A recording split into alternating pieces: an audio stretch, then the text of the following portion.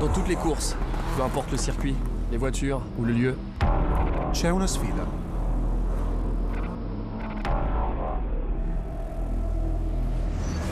The Nations Cup World Final event here in Paris is about to get underway. Here comes the power. Look at the speed of that thing. Oh no! One mistake and your race could be over. There he is. It's been a brilliant strategy call there for Nicolas Rubelar. He takes the race lead. Finally I could do something good. He wins the grand final here in Paris. En cada carrera. Sempre temos surpresas.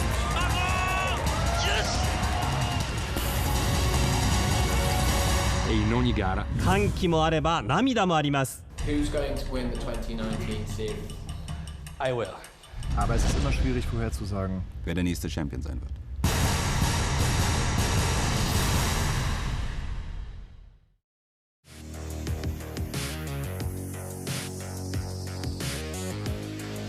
Hello and welcome to the FIA Certified Gran Turismo World Championships, coming to you live from the Nürburgring here in Germany.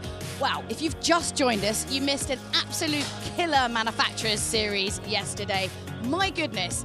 Right up until the final race, the final corner, we had Toyota trying to keep their cool as basically Lekowski from Mercedes was pushing right up until the final minute. It was kind of ridiculous, but amazing. So if you haven't actually watched it, you need to go back and see it after this one.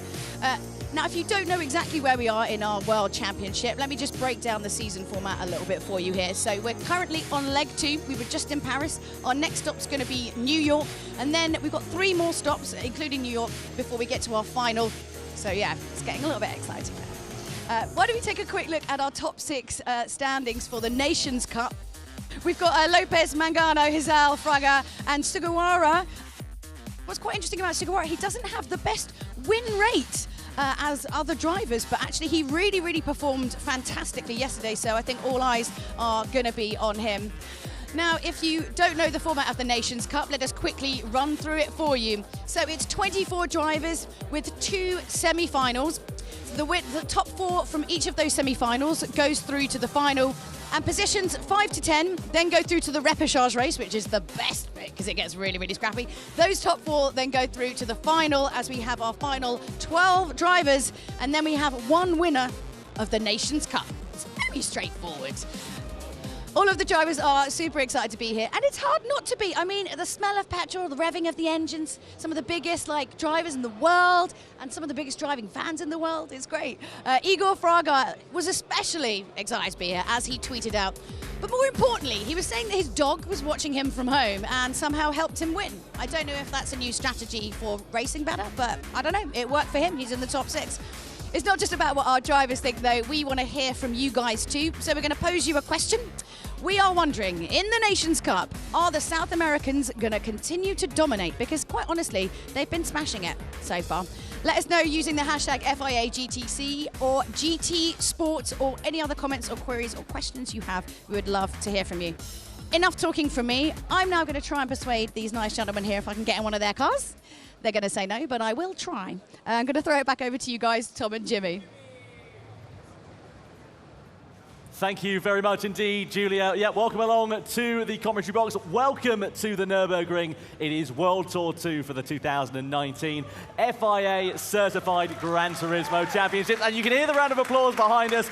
They are excited. We are excited up here in the commentary box. Jimmy, this is going to be absolutely mega. If Paris back in March was anything to go by. Yeah, what a venue. I mean, we're here in the Ring Boulevard, as you said, Tom. The Nürburgring 24-hour race is going on literally as we speak, about 100 metres in that direction. I mean, you can't ask for a better location, can you? No, you certainly can't. We were actually very fortunate to have a look at the circuit. Let's have a look, shall we, at the top 6 time attack qualifier session that's going to be taking place at the Sardinia Road Track. We had the Sardinia Road Track B layout yesterday. This is a different layout. This is Road Track A, and this is the top 6 qualifier session from the 2 groups. So let's get ready, shall we, to get this one underway. The top 6 qualifier session for the Nations Cup here in the 2019 FIA Certified Gran Turismo Championships is about to get underway, and this will decide the top 6 positions for the 2 groups. We've got semi-final A, Group A, and of course Group B in semi-final B. And this will decide where they will line up in their respective groups. Looking here, Jimmy, at Jonathan Wong, the driver from Hong Kong with the Hong Kong S livery on his car. This is the Red Bull X 2019. It's a little bit new, this one, to GT Sport. We had it back in Paris, let's not forget, but a car that is very tricky to drive on the limits. A very fast car as well. It goes without saying if you look at it, doesn't it? It's a V12 engine with a new rear aero package, a little bit less downforce actually than the previous spec we had. It means the cars move around a little bit more in the corners, a bit more challenging for our drivers. Speaking of challenges, completely new course this time out for the guys. The first time they saw this course was, I think it was today for these, wasn't it? Yeah, absolutely. First time we saw it today, definitely, that's for sure. This Sardinia Road Track, of course, if you have driven on GT Sport before, you'll know Sardinia previously has been a rally track. Well, this is a brand new circuit for this GT World Tour event. And the Sardinia Road Course, we had Road Course B layout yesterday. This is Road Course A. And I tell you what, it's pretty fast and pretty flowing, this, but some very tight and twisty corners, this, Jimmy. We'll have a look at some track details over the course of this qualifying session as well. Give you a bit more of an in-depth look at it to understand it a bit more. But it is really good to see these drivers acclimatising relatively quickly. It seems like it's essentially half street circuit and half conventional circuit. The first half of the circuit is the same as the Sardinia A layout, Sardinia B layout, but the rest of it is very tight walls, very tight barriers. So if you do make a mistake and hit that, scrub off a couple of times, probably end up with a penalty to boot as well. So threading the needle at 150 mile an hour, not too bad. Only to mention, by the way, for this top 6 qualifier session, only 2 laps for these drivers to complete. That is all they have. So Jonathan Wong has set his first flying lap. He is now on his final flying lap. And this is absolutely crucial, Jimmy, because getting these lap times in and making sure both are as consistent and as quick as possible is very important. You can see the track details on the bottom left of your screen. As you can see that, made up of 15 corners, penalty line just after the 15th corner, and here is Mick Gonzalez coming across the start-finish line now. You can see that on the left-hand side of your screen. It doesn't go very fast here, but just for qualifying at the moment, it's a 12 times tyre wear rate with 2 times fuel consumption, so the tyres are going to get worse as the session does go on. So really, you could argue the first lap is the important one, but the drivers don't seem to think that. So far, Jonathan Wong leads the standings, a 1:27.4. Igor Fraga right now on your screen going a little bit quicker. He may improve that and go into provisional pole position for now. Comes across the line, he does go faster, a 1:26.7, but the all-important flying lap starts now. Very impressive stuff there for Igor Fraga. Redemption, really, I think, is what the Brazilian is going to want after that strategic error he made in the Nations Cup back in Paris. Here's Sugawara. What can he do over the line? He goes third quickest at the end of his first flying lap. Now, what about the Spaniard, Coque Lopez? He's looking pretty handy here. He was a tenth of a second up in the last sector. Can he go to pole position? Over the line he comes, or he loses a bit of time in that final sector and goes second fastest. This is the final lap for our drivers now. So far, Johnny Wong is 2 attempts down on Igor Fraga, so not looking like he's going to improve. He comes across the start-finish line. He might get Coque Lopez. No, he doesn't. He does a 1:27.3, improves his own time, but stays in the same place. Here's someone who has not set a representative time yet. Mick Gonzalez, currently only 400ths down on Igor Fraga, and coming to the end of his lap now. Essentially just flat out to the line, so it's just how smooth can you be? It's going to be very close, Tom. Yeah, it certainly is. Out of the final corner comes Mick Gonzalez over the timing line. 6th position he is currently. Can he improve? He certainly can. He goes to third quickest at the end of that session, a 1:27.1. What about Giorgio Mangano? He is 0.3 of a second down. It doesn't look like it's going to be a particular lap to write home about for Mangano. He goes 1 position up and demotes Sugawara down to the back of the field. But the man who is bettering only himself is Igor Fraga at the moment. He was only 0.07 of a second down at that final sector. Can he improve in time as he comes over the line? He'll surely qualify on pole position anyway. Fraga goes over the line. He doesn't improve. And Sugawara is the man on the move. He's a tenth of a second up coming into this final sector, Jimmy. It looks like he could do it. Yeah, coming across the last corner now. Coming to the start-finish line. Drive to the line. Will he go better than Igor Fraga? Time is a 1:26.8. Doesn't quite do it. Lose some time in the final sector, but Coque Lopez is 3 tenths up. Can he better Igor Fraga? He comes across the line and goes into provisional pole, a 1:26.5. No, that is actual pole position there. Last man across the line. So Coque Lopez, there, the Spaniard, getting pole in the top 6 qualifier. We'll be very happy with that, Tom. That was very, very impressive stuff there from Coque Lopez. A great lap from him right at the very end of that session. He kind of snuck up out of nowhere, really. We were too busy focusing on what Igor Fraga was going to do, but Coque Lopez there, brilliant, brilliant job. Exactly what he needs going into this semi-final. Not a small gap either. No. 2.5 tenths, a really decent sized gap there, so obviously showing his intention for this race. So here are the standings as they are, in case you missed them. Coque Lopez starting our first race in first position, Igor Fraga second, Sugawara third, Mick Gonzalez in fourth position, a bit lower down than we're usually seeing him, Jonathan Wong in fifth position, and our winner from last time out here at the Nürburgring World Tour, Giorgio Mangano, completes the top 6. Well, anyway, there are some drivers that we are certainly going to be looking out for in these Nation Cup semi-finals, and of course the grand final as well. So let's have a look, shall we, at what we're calling our hot picks going into these races for the Nations Cup. Welcome guys to the second stop of the FIA certified Gran Turismo Sport World Championship.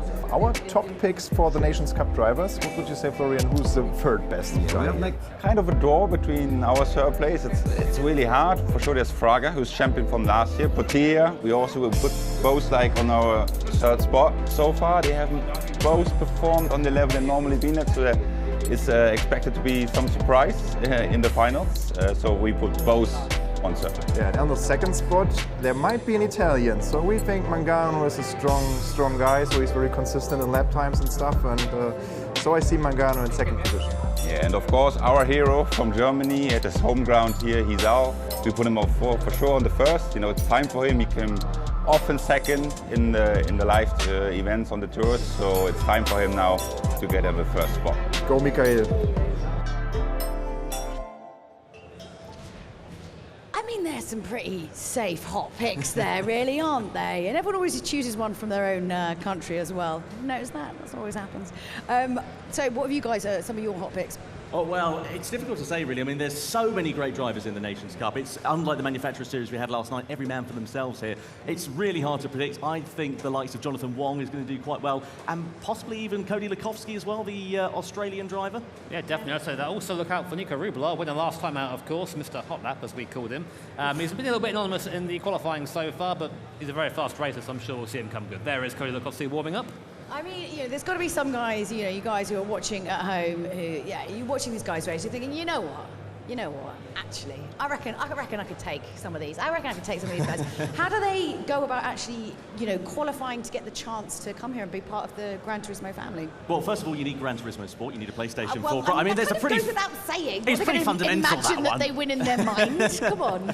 No, you need GT Sport. What you need to do is head on to the online section of it. You can go into the FIA Gran Turismo Championships section and then compete in the races that we have that take place online. If you are in a respective region, we've got 5 regions: Europe, we've got South America, North America, Asia and Oceania. If you're in that particular region, get yourself up the front as quick as you can, and then you'll be competing in a World Tour event at some point in the near future. And it's such a growing esport that really is the opportunity if people kind of put in the time now to actually get ahead and get the chance coming. So we've seen a lot of newbies come in here as well. And I mean, obviously, it's really important to mention, and we keep saying it time and again, obviously, with the Nürburgring, which is... I mean, it's hard to tell, you know, the smell of petrol and revving engines and some very lively, jolly gentlemen here and there eating sausages and things like that. Jimmy, this is like one of your favourite tracks ever. I mean, this is like you're literally living peak life right now. Yeah, definitely. I have a big grin on my face most of the majority of the time I've been here so far. I mean, we'll be racing both tracks tonight, but of course the circuit we'll be racing first of all is the Nürburgring GP circuit, which is kind of the small part of the Nordschleife as a whole. There it is on your screen right now. Originally designed as a circuit for, well, Grand Prix racing, so a bit more of a traditional racing circuit. Lots of places to overtake. My favourites, I think, down at T1 on the first lap, a great place to try and get a move done there. And of course down into the final chicane at 13 and 14. Your penalty line though is between T6 and 7, so if you do get a penalty, it's not going to be too bad, but it is still going to affect you. You've actually driven around this. No, you went as a passenger, was that right?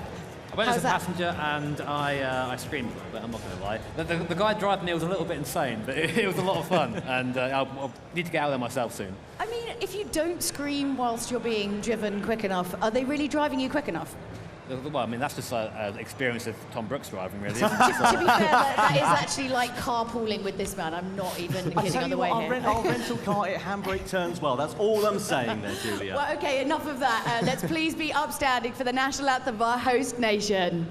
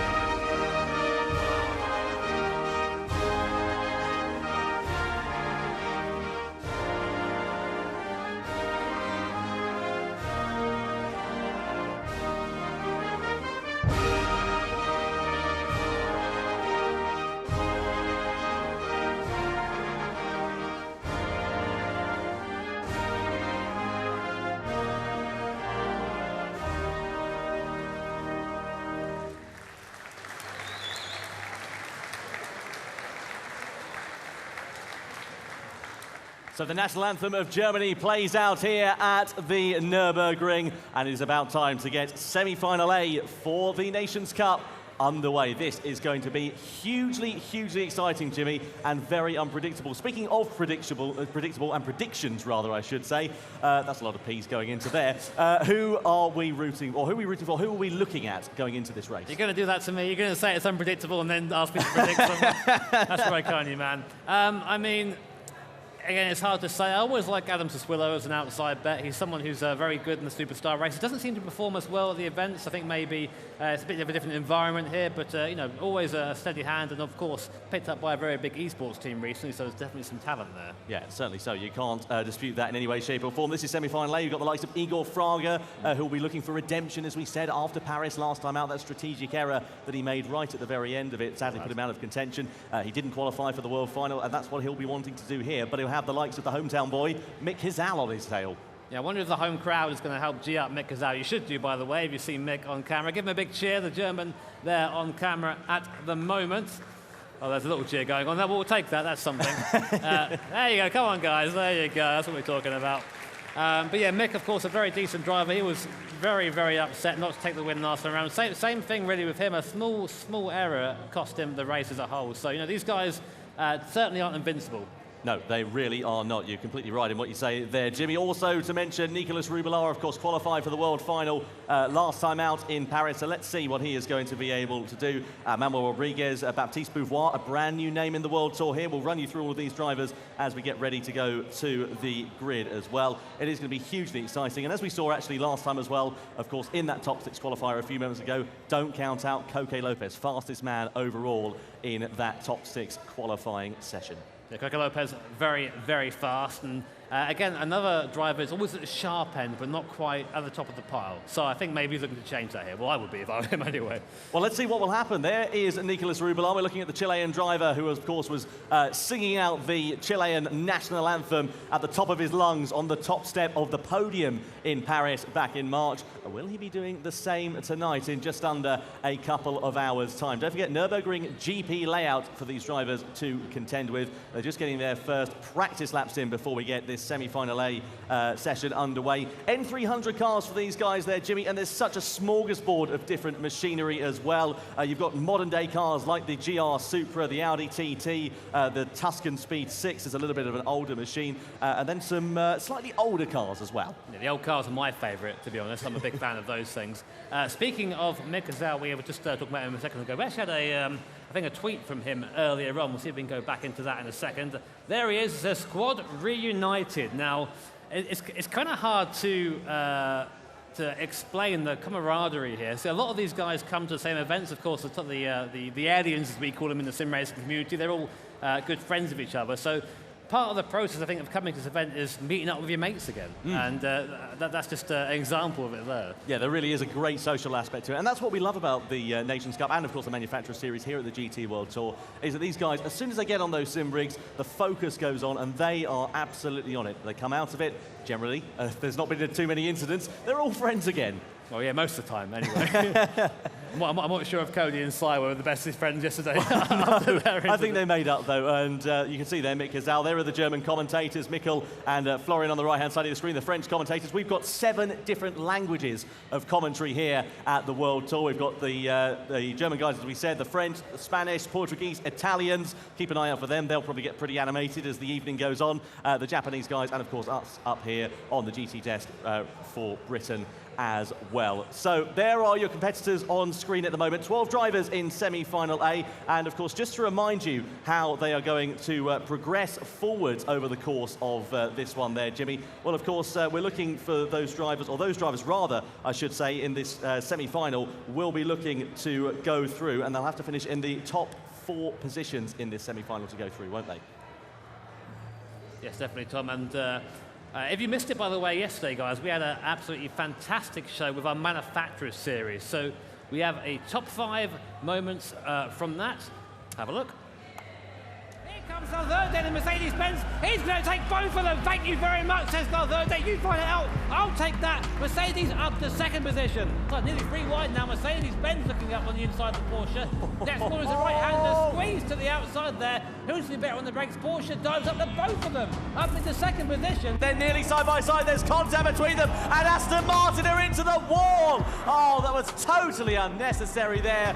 down towards the first corner. Here comes BMW on the late brakes, on the outside of the Repechage, and they get the move done. What a move from BMW on the final lap. Side by side, this is amazing for the Manufacturers Series final win. Lukowski on the inside, Bishop on the outside in the Toyota. Oh, he goes off. They're side by side still, and Toyota and Cy Bishop take victory here in the Manufacturers Series final. Well, that is going to go down surely to a steward's investigation.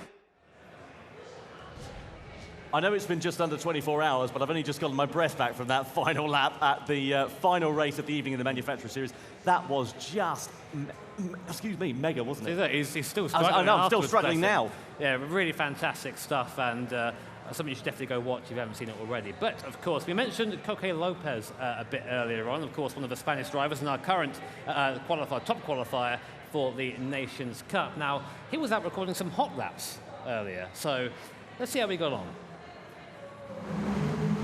Hi everyone, I'm Coque Lopez. I'm gonna show you the qualifying lap that gave me the pole position on the qualifying of Nations Cup at the Red Bull Ring with the Peugeot rally car. So we start the lap, we got a good speed from the last corner.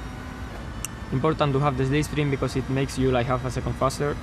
We brake, being careful with the curve because it's very slidey. Important also not to be wide and get a good traction after the first corner. And yes, as I said, it's important to have a slipstream because with this car, without the slipstream, you could lose like 7 or 8 positions during the qualifying. We brake so late, as much as possible, but not missing a lot the apex. And then the same like in the first corner, we accelerate, trying not to lose traction, and getting a good top speed at the end of each straight.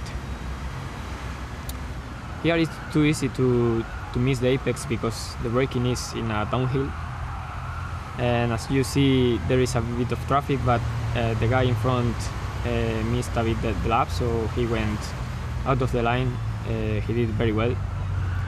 And then I had like the last part of the track with no traffic, which was very good, but still with a slipstream. And these 2 fast corners to the left are very important overall this one because I didn't miss the apex and I did a good exit because then the car didn't slide here in this right corner, because if it slides a lot, you lose a lot of top speed. And 2 last corners, my 2 favorite corners. So important also not to mix the apex and trying to get advantage of the whole track.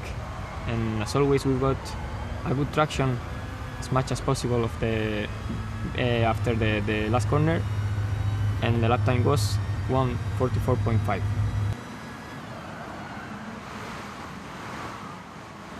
Conditions there at the Red Bull Ring, showcased on screen for the first time here in the Nations Cup. There is Coque Lopez, the man who set that very quick lap at the Red Bull Ring circuit. Let's get ready then, shall we? Semi-final A for the Nations Cup is about to go.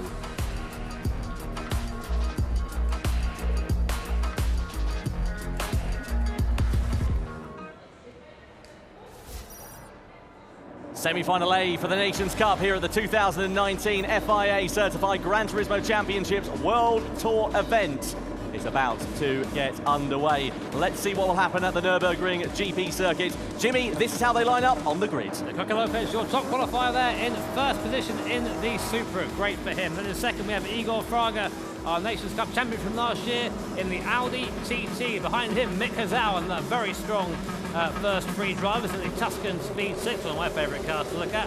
Then we have Colin there in the R33 GTR. And in 5th position we have Nico Rubala, Mr. Hot Lap as we called him, in the M3 Sport when they last time out of Paris. Then Ryota Kokibun in the Porsche 911 GT3. Back in 7th is Manny Rodriguez in the NSX Type R. One of my favourite cars again. Lots of nice cars in this field. Then we have Boulevard in 8th place. First time one of these events, doing very well indeed. Adam Sesquillo in 9th in the Alpine A110. Down in 10th is Maraglino, a very strong competitor, a bit further down than he'd like to be in the Supra. Then Denny Solis all the way from America in the WRX STI Type S. And then rounding out the top 12, Kevin Pounder in the Alfa Romeo 4C. So, a rolling start then for these drivers. N300 cars, don't forget, of course, comfort soft tyres, so they are not going to have a lot of grip underneath them in any way, shape or form, and it should provoke some very exciting racing. Here is Coque Lopez then, the fastest man during the Nations Cup qualification session. That top 6 qualifier we saw just a few moments ago, showcasing just how fast he was. Here is the car class you can see, the Group N cars, the N300 cars that we have, stock condition, commercially sold cars, and of course we've got cars in GT Sport from M100 right up to the N1000. Now, of course, a new feature for this World Tour event is we have a closer rolling start. So it means that we're actually going to have the chance for our competitors to have a go at each other down into T1. And T1 here is probably the best overtaking spot on the circuit. But right now, Coque Lopez comes round the last corner.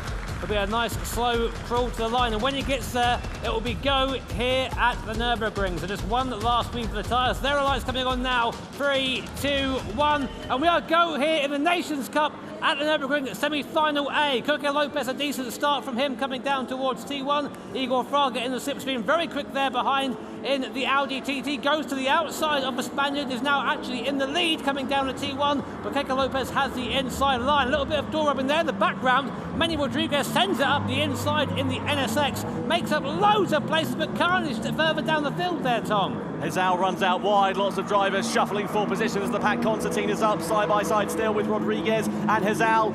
Konanen also in the mix there as well in the Nissan Skyline, the R33 machine. You can see Coque Lopez though holds on to his lead, and Igor Fraga, those two already breaking out a 4/10 of a second advantage over Konanen. Rodriguez also in the mix as well as Hezal. Keep an eye out for Hezal as well, because he'll wanting to be doing good things in that car. Don't forget, by the way, these guys in N300 class machines, but they were selected completely at random. They had no choice in the car selection that they got. It was completely by luck more than anything. Now, 8-lap race here, of course, so we've got a lot of time for this to play out, but in the midfield right now, it's getting very hectic indeed. That's led right now by Manny Rodriguez in 4th position. Konanen ahead in the R33 DTR has pulled away slightly, so he's a little bit out of that. Meanwhile, at the front, Coque Lopez and Igor Fraga, nose to tail. Toyota Supra versus Audi TT, and it's an older TT, not really a matchup you'd see probably out on the street, but of course, the N300 cars balance, so all cars can race together. Here's that great start from Manny Rodriguez, just sends it up the inside of Konanen. Goes from a 6th to 3rd in one corner, but in the background, Kokeburn gets pushed wide. I think that's by Boulevard in the RX-7. So, yeah, we'll see if these stewards want to have a closer look at that. But as it stands now, no penalties given.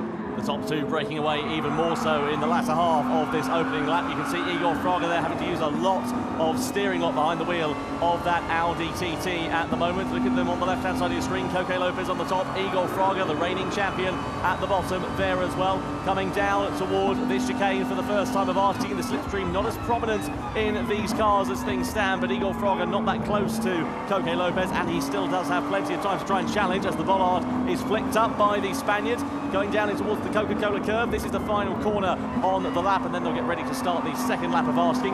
Just to see on the top right corner of your screen, you can see 2 times fuel consumption, 3 times tyre wear, and a great exit from Igor Fraga as he pulls alongside Coque Lopez. They're going side by side down the start-finish straight for the race lead. Fraga with the outside line, hard on the brakes. They'll be going in a few moments' time. Fraga has already got the lead, and he's weaving all over the place as Coque Lopez tries to duck back up the inside. Hard on the brakes they go down towards turn 1. Toyota versus Audi, Spaniard versus Brazilian. Lopez has the outside line, he runs a bit wide. Also Rodriguez and Konanen coming to blows by the looks of things at the first corner. Lopez does manage to retain the lead from Igor Fraga as things stand.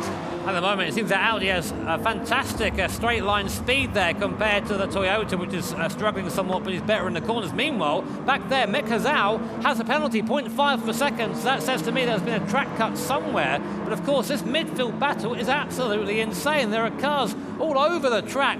Konanen has got out of it slightly in third, but Manny Rodriguez having to defend from Hezal, from Solis, from Boulevard, and from Sassuolo. So one little mistake here, and Igor Fraga's had contact there with Coque Lopez in the Audi. I'm not really sure what's happened there. I think Igor went a little bit too hot into the corner. He's now going to use the grunt down the hill to pass into the Dunlop hairpin, but Lopez there rather rudely moved out the way by the Brazilian driver. Look at a great start from Dani Solis as well. He's come up from near the back of the grid into 5th position in just a couple of laps. Brilliant start from the American driver. A new name here in the GT World Tour and proving his credentials very much so. As we ride on board with Connaughton, you can see an incident involving Fraga and Lopez now under investigation. Now you see all this fighting between Lopez and Fraga has brought Connaughton back into the fray. There he is there on the left-hand side of your screen, looking rather calm there, as most Finnish drivers do, although really working the wheel to try and get that four-wheel drive R33 Nissan GTR into the corner. But doing very well to keep up here with Fraga and Lopez. We've seen Connaughton before at one of these events, but he hasn't been around for a while. Great to have him back, though. Yeah, really, really good to have him back, as you say there. Jimmy, I think the last time we saw him was probably the second World Tour event last year, something along the lines, or maybe in the first World Tour event, actually, at the Nürburgring. Look at the great midfield battle, and look at Mick Gazelle getting absolutely swallowed up as the Swillow gets ahead of Beauvoir for 7th position. Good racing there from the British driver here in the Nations Cup. He's doing a good job behind the wheel of his machine at the moment. Adam Sassuolo, of course, is driving the Alpine A110, as we alluded to earlier on. We ride on board now with your race leader, Igor Fraga, out of the over the start finish line, I should say, and over the straight and going defensive. You can see him there trying to break the toe of Koke Lopez. He's got a good straight line speed in that Audi at the moment, but he might have a penalty on the way, depending on the incident and depending on the stewards judges. We haven't seen anything other than it being under investigation so far, but as they come down towards the first corner, it really drops away, and Koke Lopez is looking very, very mighty here in this first sector. Yeah, Lopez all over the back of Igor Fraga in that Audi. Sorry, Tom, you've seen something? Yeah, Nicolas Rubelar there in 11th position. He's really dropped down the order, has the Chilean driver, and a penalty has been awarded to Igor Fraga. So Igor Fraga has been deemed at fault for that collision. We didn't see exactly what happened on screen. Hopefully we'll get a bit of a replay after this, but the Brazilian driver will now serve that at the penalty zone, Jimmy. Not going to be helping his cause at all. No, another small mistake there from Fraga. We've seen a few of them over the course of the last few events, and that will allow Koke Lopez to go back into the lead and might even allow Connaughton to get back into the fray as well. Meanwhile, behind them, Manny Rodriguez is still in contention, so Igor Fraga pulls to the right-hand side of the road. There's the penalty, and suddenly the Audi gets off the power, then back on again. But the important thing is, will Connaughton get through in the R33 GT? I'm just watching the timing on the left-hand side of your screen. I think that Fraga's just going to keep second. He does. And now can try and chase down Koke Lopez all over again. But you see now, Connaughton has Manny Rodriguez to deal with, and here's a replay of what happens. So Fraga goes to the inside, and yeah, just overshoots it into the side of Lopez, and right decision there, I think. The Audi prone to understeer a little bit there, but certainly not what Igor Fraga wanted to be doing. And as you say, the right decision there by the stewards. And now Koke Lopez is back in the lead of the race with a 1/6 of a second advantage over the Brazilian driver. And this top two that had splintered away, or nearly top three, has come right back into play now as well, with Manny Rodriguez and also Dani Solis getting pretty close now behind. Now, of course, something to take into account here is that it is the top 4 drivers that will automatically go through to the final here. So, of course, they're all going to be squabbling for position as Connaughton goes very defensive against Manuel Rodriguez there in the background. Connaughton still on the inside, hugging the chicane, and I think he's kept the position for now, but Rodriguez is not content with being in 4th position. Now, something we have to keep in mind, sorry, Rodriguez has just, I think, dived up the inside, is alongside Connaughton right now. There you go in your picture, NSX versus R33 GTR. Who's going to have the grunt in a straight line? It's towards the back of our picture right now. Looks like that Manny Rodriguez in that V6 powered NSX is going to have the grunt over the GTR. Connaughton dives back into the slipstream, and I think that's a move made for 3rd. Here it is. Yes, Rodriguez up to 3rd, and now Dani Solis looking at Connaughton up into T1, but not quite close enough. That Subaru looking pretty mighty here as things stand. He's been a bit of a dark horse and a bit of a quiet ascension through the field there for Dani Solis. His first lap will be something to behold. Love to see a bit of a replay of his opening lap. Maybe we'll see it after this race. You can see Marcus Connaughton there, though, in 4th position. Manny Rodriguez just defending behind the wheel of that Honda NSX at the moment. And this gap, this group, almost becoming a near 6-way battle for position, because they're all closing up on one another. Look, it all goes down the way to 10th position there with Nicolas Rubelar involved. So that is very, very exciting indeed. And we're only halfway through this race. There's still plenty more action here at the Nürburgring to come. Yeah, that's right, Tom. Of course, it's only halfway through, so there can be chops and changes up until the end of the race. And again, just to reiterate, Top 4 go through to the next round, then 5th down to 10th, go through to the repechage, 11th, 12th, go home. Yeah, you're absolutely right. So you want to be in those top 4 positions, as you say. Let's see what will happen with that repechage, because we know how exciting that can be here in the GT World Tour. We've seen it in previous events.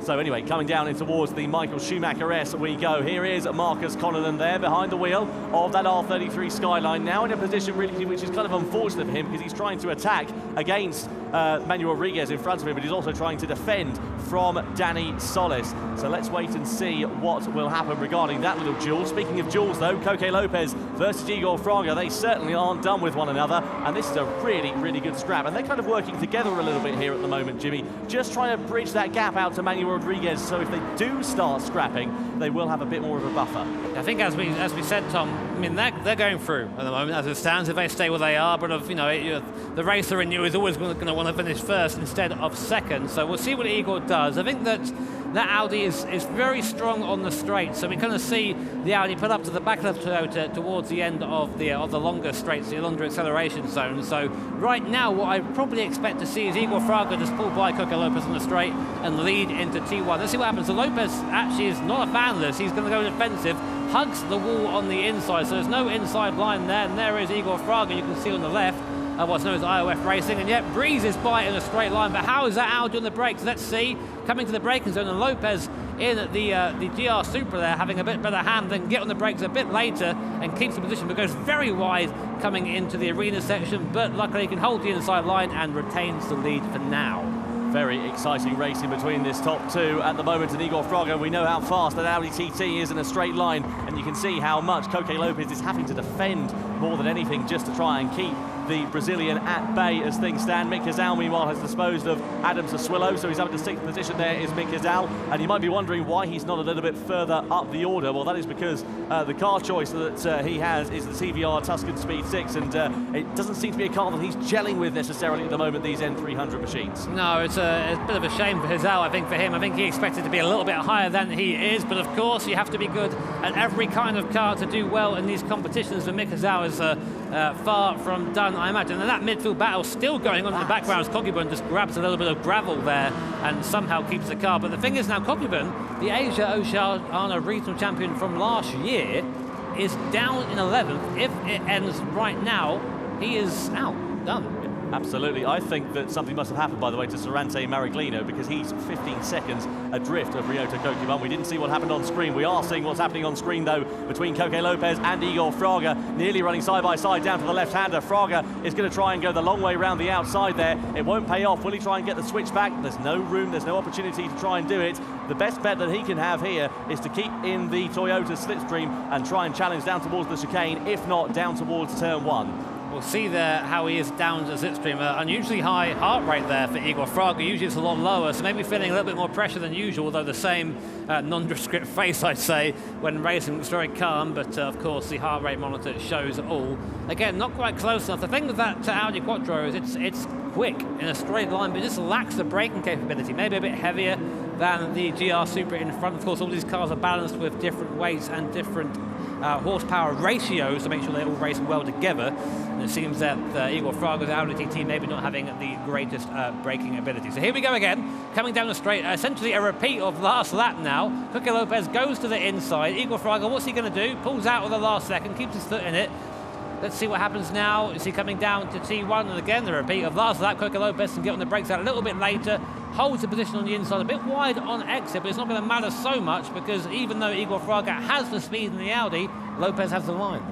Well, that does prove one thing, though, because he was behind going over the start-finish line, so he has to be ahead going into that final corner here at the Nürburgring, because it's a very short run to the line. Here comes Fraga down the inside of Coque Lopez. Then on lap 6, they still run side by side as they come in towards the right-hander. Lopez does manage to hold on to the lead, but Fraga is looking very menacing as Lopez runs a little bit wide. Does Fraga's drive allow him to pull alongside again? It certainly does. He's in the lead momentarily, and he has it going into the next corner. That is a brilliant bit of driving there for Fraga. He was patient, and the applause of the crowd is evident to see with, or evident to hear rather, I should say, with Fraga now taking over the race lead. Now this is bad for Coque Lopez because he can't really come back at Fraga on the straights. It has to be done in the corners, and if Fraga is pulling away, as you can see there, look at back, the Audi just pulling away from the GR Supra going down the hill.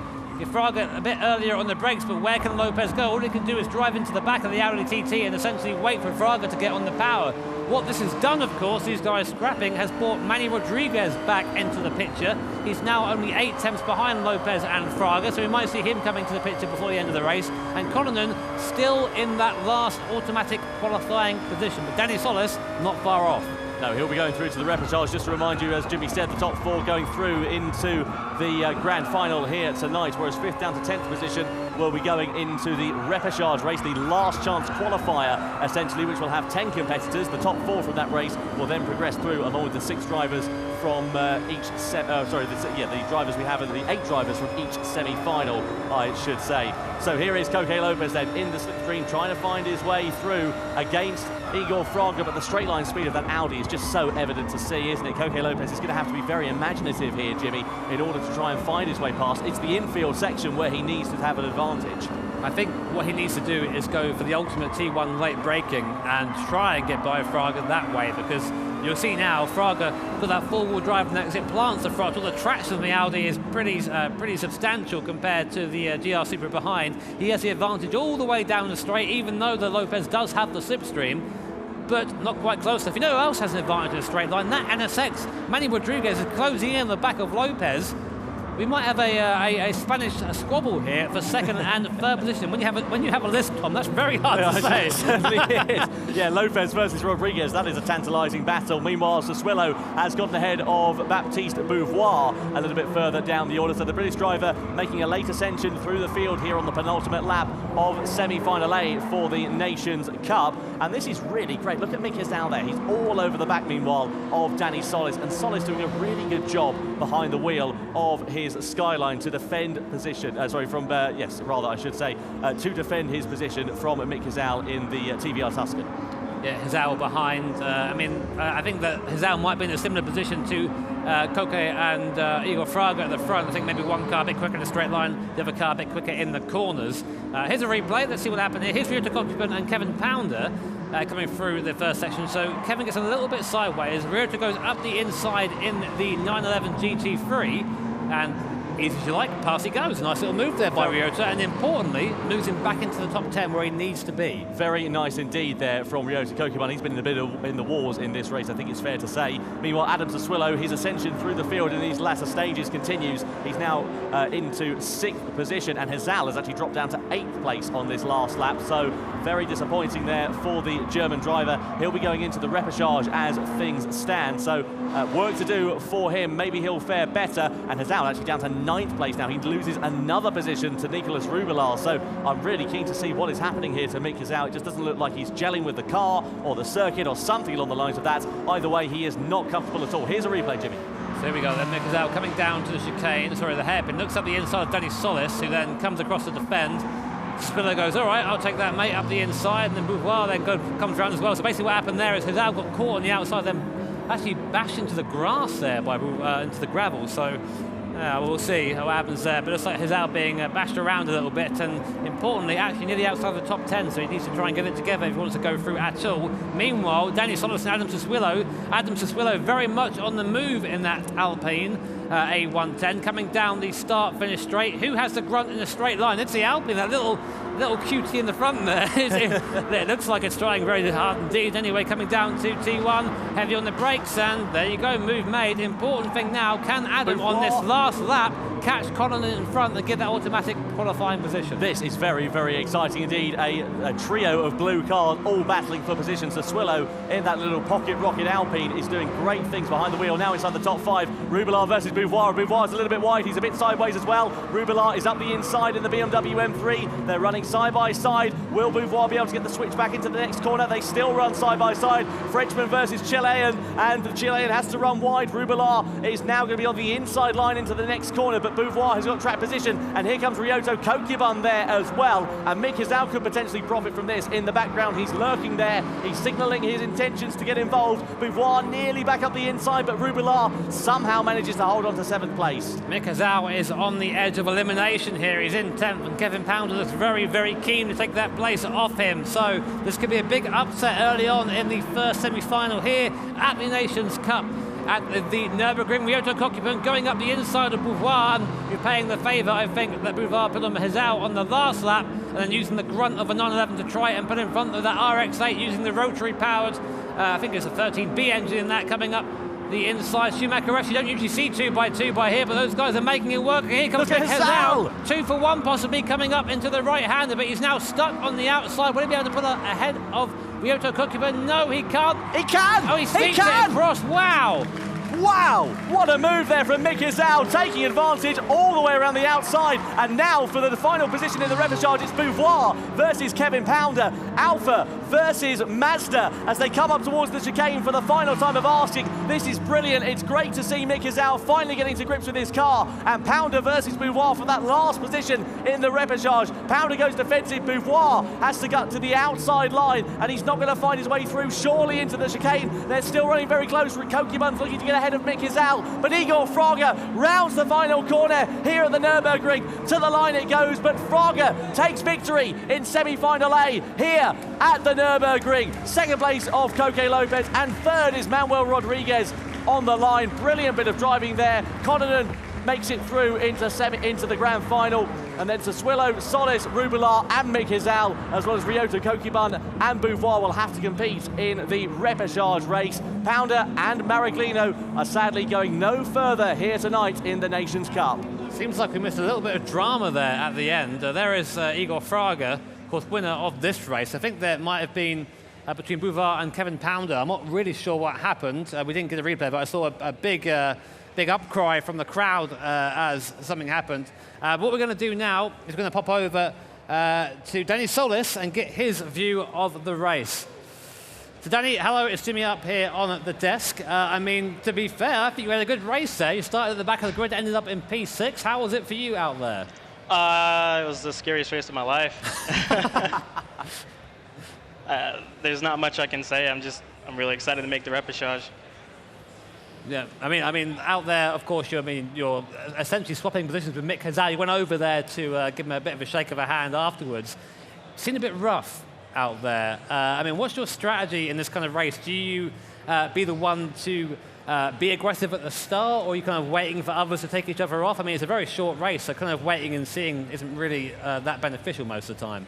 I think historically I've always had a bad record with going aggressive in the turn one. It seems that a lot of people break early, and I always try to go for the most open area and get right into the braking zone. And I really lucked out. And I do apologize to Mick, because he probably had the pass on the hairpin. He went down the inside, and I just instinctively went to block him, and that was my fault. He says he went too deep, but I'm pretty sure I blocked him, so that was on me. Okay, so well, nice to see the sportsmanship, isn't it? I mean, that's what we like to see here. Thank you so much, Mr. Solis, for joining us up here on the, on the booth, kind of, anyway. And best of luck in the repechage. Thank you. That was a bit good, wasn't it? There is Danny Solis. You can see his statistics, and you can see 124 races that he has taken part in. He's won 57 of them. That's a 46% winning rate there, Jimmy.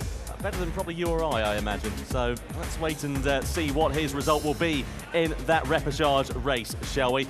Anyway, what a very, very exciting semi-final A we had. Let's have a look at some replays and some key moments down towards the first corner here, Jimmy. Emmanuel Rodriguez had a great start on the NSX there, coming up from 6th position up into 3rd place. You see 3 wide almost coming into the first corner, but meanwhile at the back of the field, a little bit of contact there. Kokubun, Rubilar and Beauvoir came together, and Kokubun lost a lot of places there, down to P11 pretty much straight away. So here is Coque Lopez and Igor Fraga. That was the contact we saw earlier on, which then resulted in Igor Fraga getting a 1-second penalty from the stewards. Yeah, very disappointing there for Igor Fraga, but he managed to overhaul it. He managed to reclaim the lead from Coque Lopez. This was where Fraga served his penalty. Lopez said thank you very much, took the lead away. However, they weren't done, and they continued scrapping. This is lap 6 out of 8, and you can see they ran side by side with Fraga having a great amount of straight line speed underneath him with that Audi TT, and he managed to get himself into the lead of the race and subsequently take the victory. So Fraga, Lopez and Rodriguez. Connaughton inside the top 4. They progress through to the grand final tonight. Sassuolo, Solis, Rubilar, Hizal, Kokubun and Beauvoir will all compete in the repechage. Sadly for the American Kevin Pounder and the Italian Sorante Maraglino, they will go no further here tonight. And I apologise, Salvatore Maraglino it is rather, who will go no further here tonight in the Nations Cup. But that was a great way to start the action here today.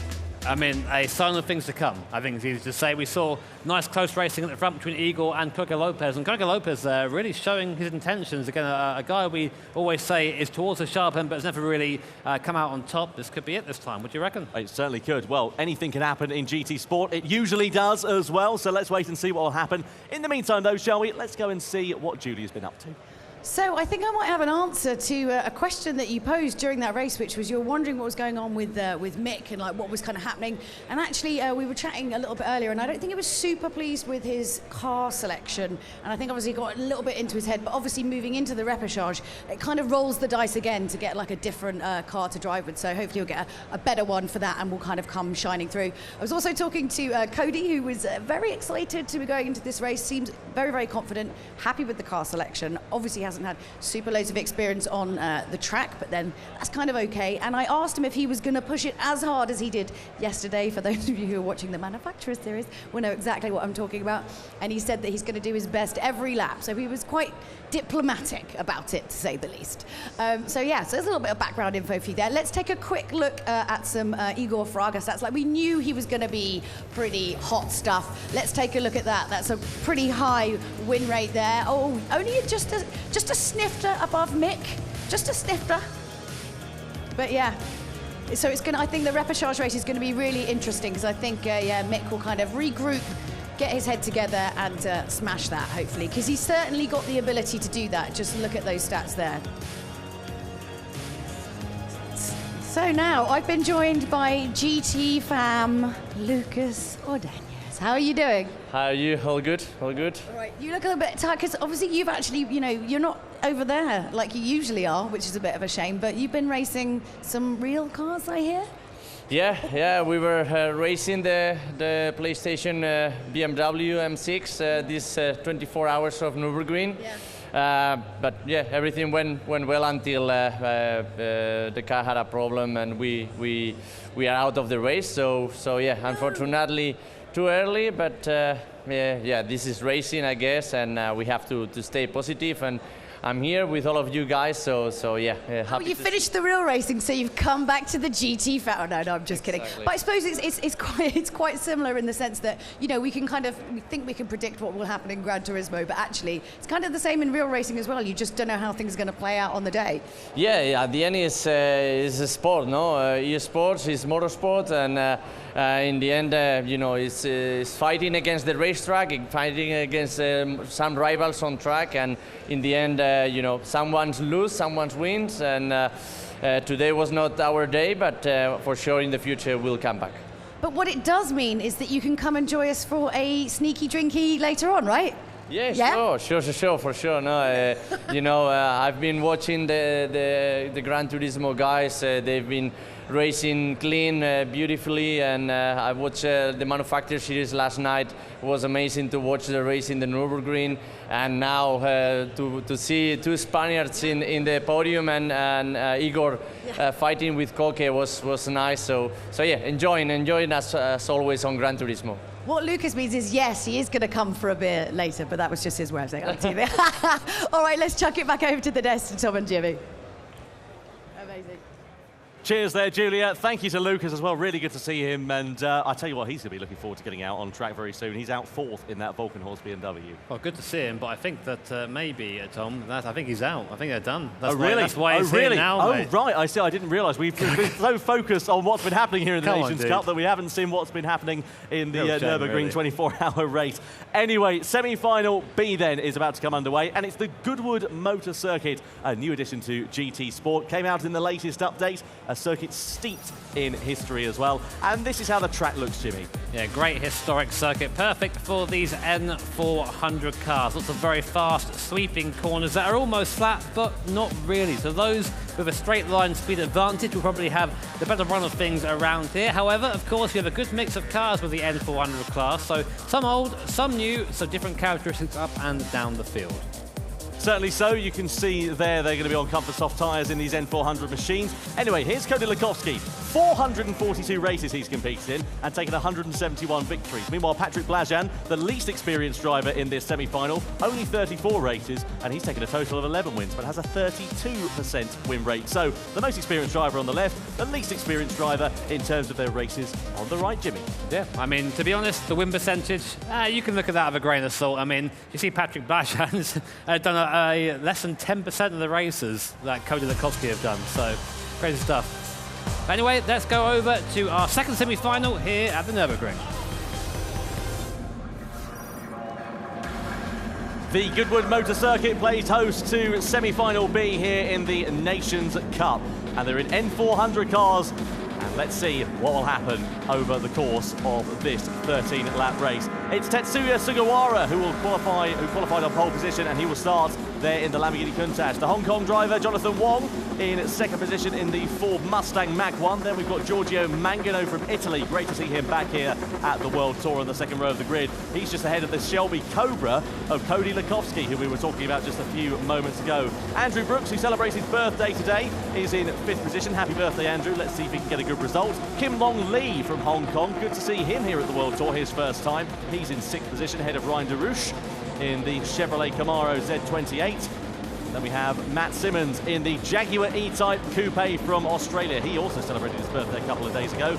Rick Kevelham in ninth position in the Damaso Pantera, just ahead of Benjamin Barda from Hungary. And then the final row of the grid is occupied by Fabian Portilla in the GT Award Gredi Frugu Z. And then it's Patrick Blajan in the Ferrari GTO, who is 12th and last on the grid ahead of the start of this race. Yeah, not a great qualifying session there for Blajan. You saw qualified 23rd overall, which is not where he's used to being. Anyway, drivers getting warmed up here for the second race at World Tour 2 at the Nürburgring. Sugawara will lead off in the Countach LP400, followed by Jonathan Wong and Giorgio Mangano. Fantastic class, this N400 class, a big mix of cars and drivetrains. Again, some old, some new. Looking forward to seeing how they compare. Yeah, certainly so, as you say there, Jimmy. These N400 cars, just to give you a bit of information about them, by the way, fully customizable transmission for all of these drivers as well. So let's see what will happen then.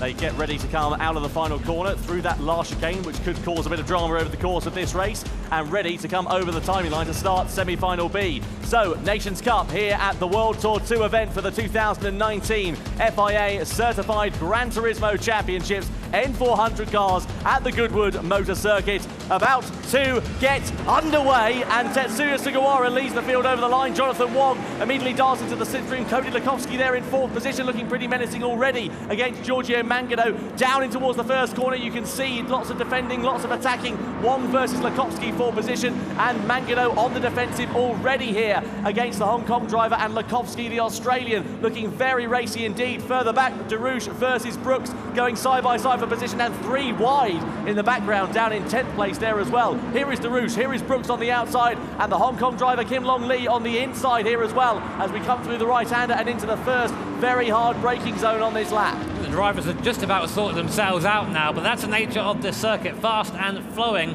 so you have to really throw the car alongside the guy in front if you want any opportunity of getting by. So it's Lamborghini leads Lamborghini.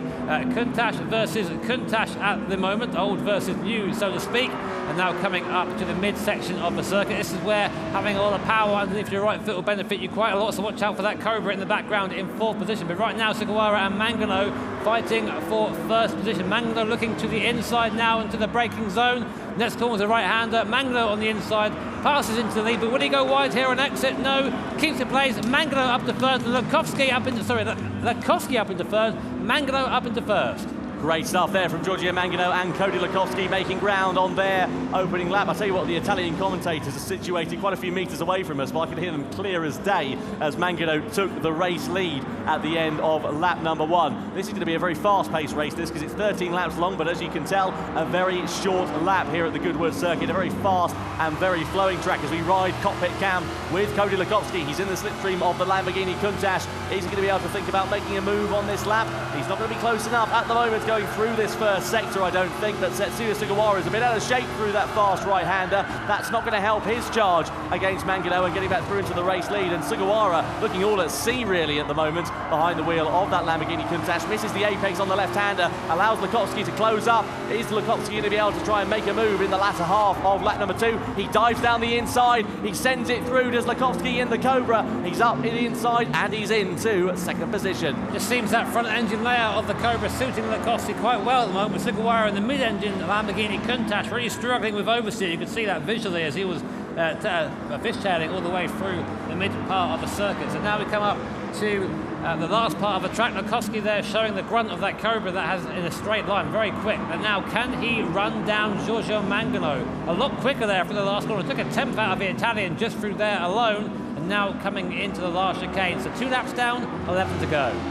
So then, meanwhile, Fabian Portilla not having a good run of things so far. We saw him struggling in the overall qualifier early on today. Then you can see him there down in 11th position, so not a dream start for him. Meanwhile, Matt Simmons, former GT Academy champion, let's not forget, he's in 9th position, celebrated his birthday just the other day. Seems to have a smattering of birthdays here in June. It's a popular month for Gran Turismo drivers, as it turns out, and also Gran Turismo commentators, because Jimmy Broadbent turned a year older the other day. Yeah, I know, getting old. Yeah. I know, you're 14 now, mate. I tell you what, you're getting on a bit, aren't you? Yeah, we'll get back to the race, and Matt Simmons in a Jag E-Type, something you'll like, Tom, coming through the mid part of the circuit. He's being harried by Patrick Blajan in the Ferrari GTO. Absolutely beautiful car, if you ask me, and I'm sure most people in the audience would agree as well. But a little bit of a traffic jam behind, I think it's that in front there, that is Kim Long Lee, so a bit of a traffic jam behind him. Blajan looks to the inside of Matt Simmons, but the door is closed there by the Australian driver, and in the background Fabian Portilla trying to get involved as well. Again, if you've just tuned in, just to reiterate, the top 4 drivers automatically go through to the final. 5th down to 10th will go through to the repechage, with 11th and 12th taking no further part in this competition. Well, Barda's looking very aggressive against Kim Long Lee. Matt Simmons is trying to go the long way around the outside. He's going to try and send it on the brakes. Surely he's not going to make that corner. He's fishtailing his way round. He does manage to get ahead of Benjamin Barda, and he's going to have a great run here potentially on Kim Long Lee through this final chicane as well. Oh, a little bit close between Portilla and Barda in that final chicane. Lee's wide out of the final turn as we come onto the start-finish straight. So Lee versus Simmons as we come down in towards turn number 1. 3 cars nearly battling for position. But Matt Simmons, what a great move that was.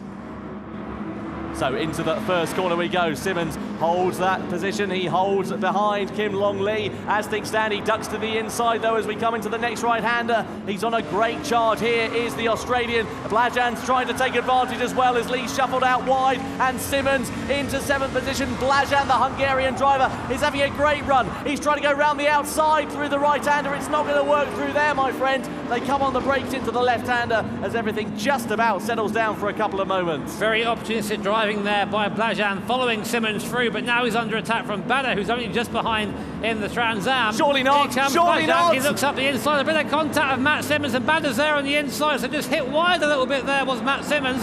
Blajan goes up into 7th position, and Simmons goes back down to 9th after working so hard to get there. But this is a battle for survival at the moment. Of course, as I said, 11th and 12th go home, so you want to be in 10th or above.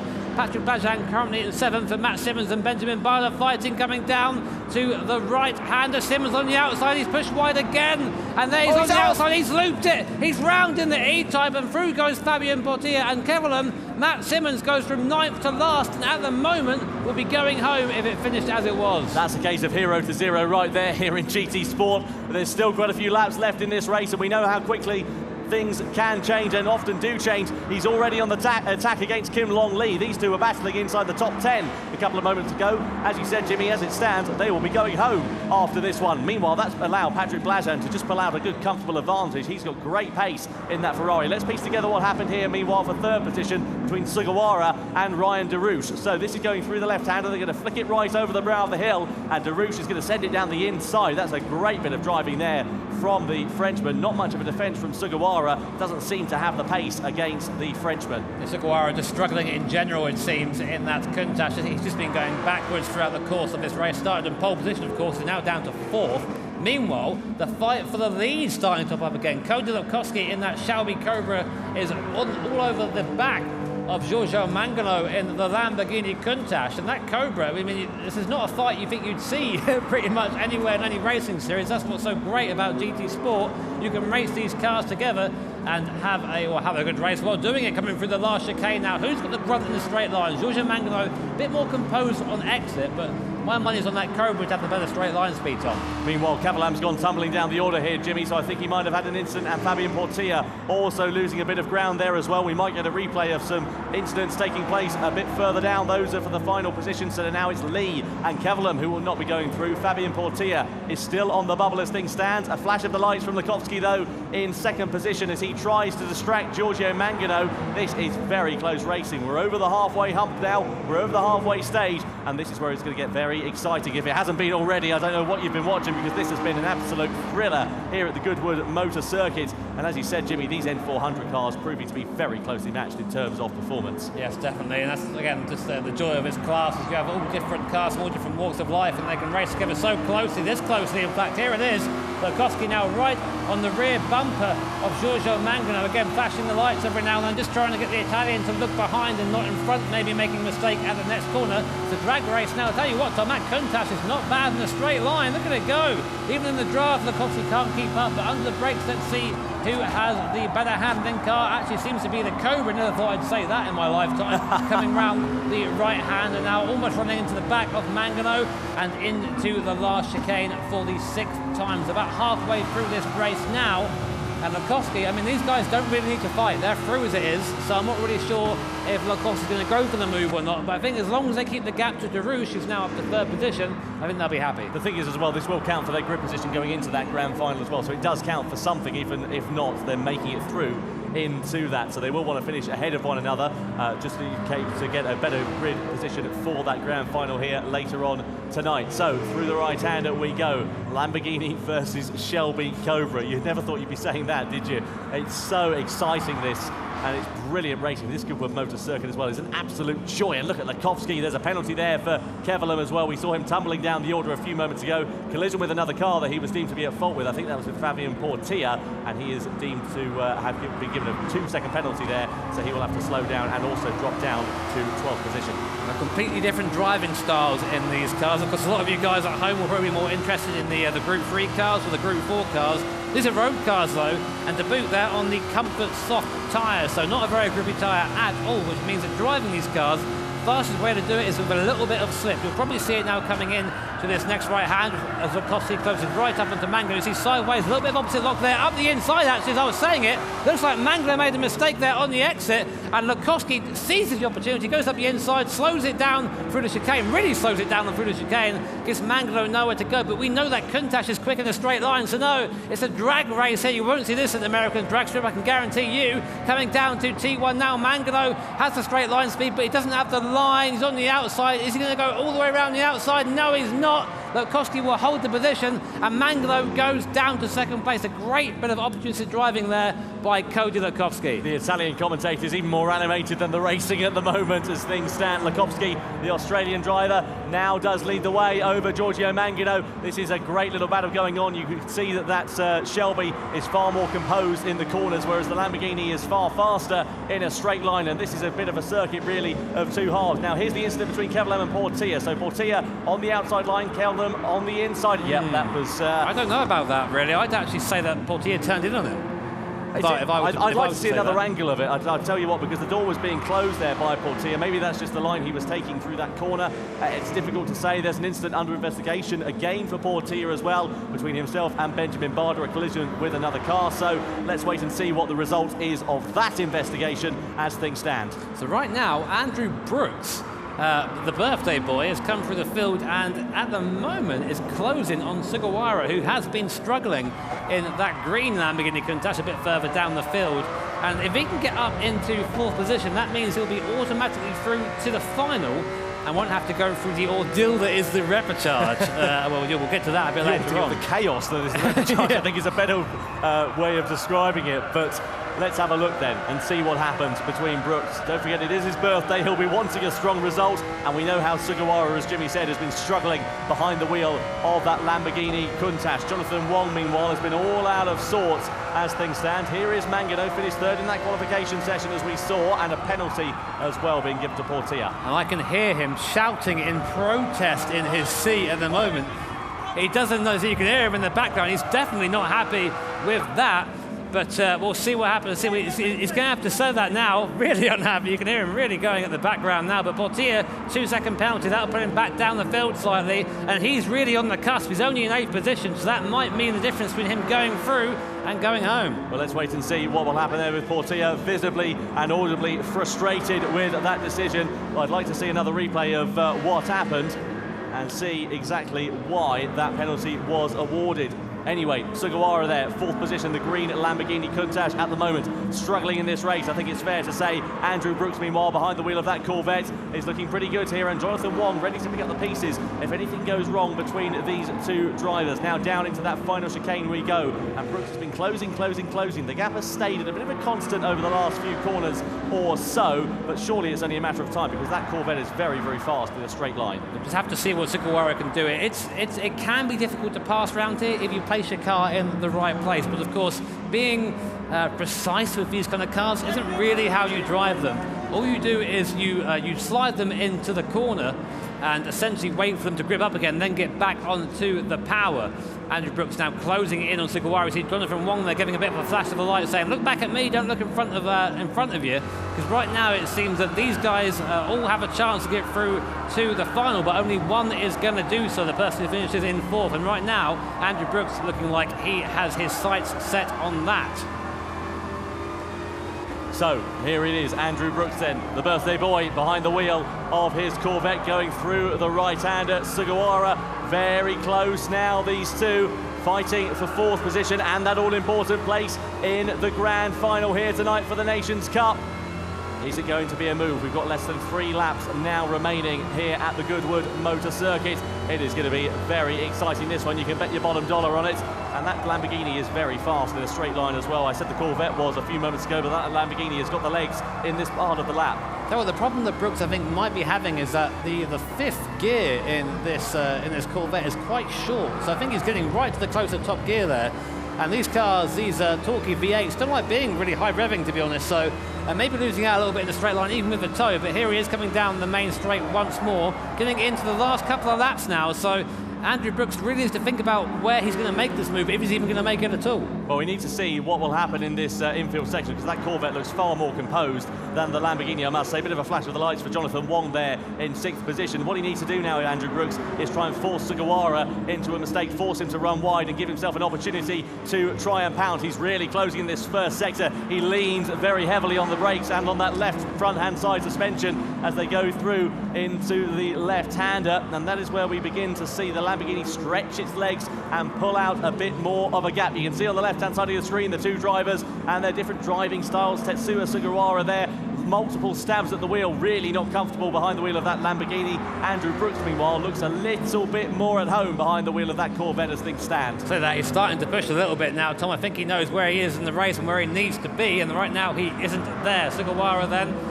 will lead, I think, will keep full position for the end of this lap. Andrew Brooks getting a little bit closer. If anything, Jonathan Wong starting to fall back a little bit in the background there. You see just a very small amount of throttle mid-corner to keep the car rotating. Sugawara trying to work that mid-engine layout, which we know is prone to oversteer, especially through the fast corner. Look how much faster Brooks is through the chicane. He's got the toe, he's right up behind Sugawara now. He's going to go to the outside and try and go the long way round around Sugawara in the Countach, who then squeezes him to the outside, gives him as little room as possible, and just about defends the place, but it's very, very sideways coming off the corner. Again, Andrew Brooks is going to have the run to the outside, but nowhere to go, onto the grass almost, trying to get round the Japanese driver, but still in 5th position. So this is now going to be a scrap to the line, I think, Tom. Yeah, I think you're absolutely bob on there, Jimmy. So through the right-hander we go. Penultimate lap here at the Goodwood Motor Circuit. The battle for the lead seems to have calmed down, but it is still at less than 4/10 of a second as things stand between Lukovski and Giorgio Mangano.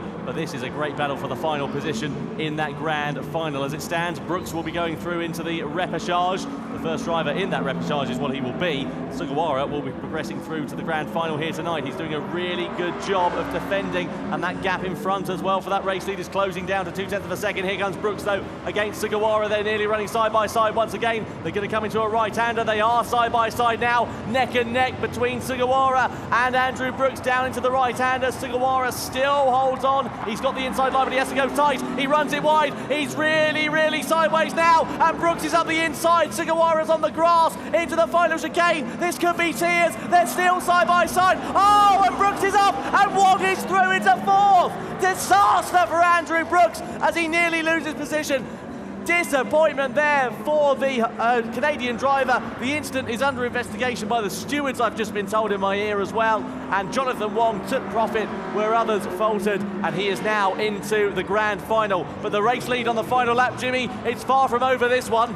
Yeah, you can't run two for the last chicane there, and you saw what happened. As you said, that is under investigation. I will get back to you then when we know. But as you said, Tom, these two have been going at it the entire race. Giorgio Mangano and Cody Lukowski. Shelby Cobra versus Lamborghini Countach. There's about half a lap or so to go to decide who goes through as the winner of semi-final B. We know Giorgio Mangano has a bit of an advantage in the straight line. This is where he's going to use it there. You see that Lamborghini getting ever closer in the mirrors of Lukowski. Coming up now to the last couple of corners. Will he dive to the inside? He looks inside. Lukowski stays on the racing line. Look how close that Lamborghini is to Shelby Cobra. Just a chicane to go through now. It looks like Lukowski has this under wraps. So here we go. Through the chicane. Mangano can't do anything about it, and Cody Lukowski and the Shelby Cobra will take the victory here in semi-final B. So close between him and Giorgio Mangano. What a race there for the win. Great start between those two drivers. No contact at all from them on that last lap. Ryan DeRouche takes third position, and Jonathan Wong, against all the odds, claims the final position in the grand final from semi-final B. Tetsuya Sugawara will have to complete in the repechage race, as will Blajan, as will Brooks, as will Barder, Portilla and Simmons. Kim Long Lee and Rick Kevelham sadly will go no further here tonight. And I can tell you what, from the right-hand side of my screen, I can see a very frustrated, visibly frustrated Fabian Portilla. The Chilean driver felt he was treated unfairly following that incident, and he's going over to remonstrate with his compatriot at the moment. There is Jonathan Wong on the middle of your screen, and he is absolutely delighted with that. What an amazing couple of laps. It's being told on my ear that the last incident was deemed as a racing incident, so the results as they were, you saw them on the screen, will be the official results here. So really unlucky for Andrew Brooks, but all I can say is you can't go 2-1 into the last chicane. It's just not wide enough through there, and you saw the result. Yeah, absolutely right. Well, that was very exciting. Anyway, we saw a lot of sideways action over the course of that semi-final B. Let's have a look at some particular replays, shall we? This was Simmons getting it all out of shape and fishtailing his way through the right-hander, going in towards that chicane. This was a bit of contact a little bit later on, and he managed to rotate it round there as well, going through that corner as he got pushed a little bit wide. Of course, getting the car sideways there, as you can see, Lukowski going up inside the Mangano, helps rotate these cars on the softer compounder tyre, on the comfort soft tyres. And of course, these cars are not based on downforce and racing grip. Getting that rotation is very important, so very good to get the car sliding in that kind of area. Well, let's have a look at the final race results then. Lukowski, Mangano, DeRouche and Wong make it through to the grand final. Sugawara, Blajan, Brooks, Barder, Portilla and Simmons will have to compete in the repechage race. Rick Kevelham and Kim Long Lee sadly going no further here tonight in the Nations Cup at the Gran Turismo World Tour. But that was hugely exciting. Lots of great racing taking place over the course of that 13-lapper here, Jimmy. Lots of brilliant action, and Cody Lukowski, the well-deserved winner after that one. Definitely. I mean, he'll be very happy with that after, I think, maybe coming so close yesterday in the Manufacturer Series, which you should watch, by the way, on the Gran Turismo TV YouTube channel. And again, really one to watch out for. And you can see him having a chat there with Mick Hazal at the bottom. He seems happy with his result. I say happy, about as happy as Cody ever looks, to be honest. Yeah, he's a man of few emotions, is Cody Lukowski. Anyway, Julia is down on the field. What have you got for us there, Julia?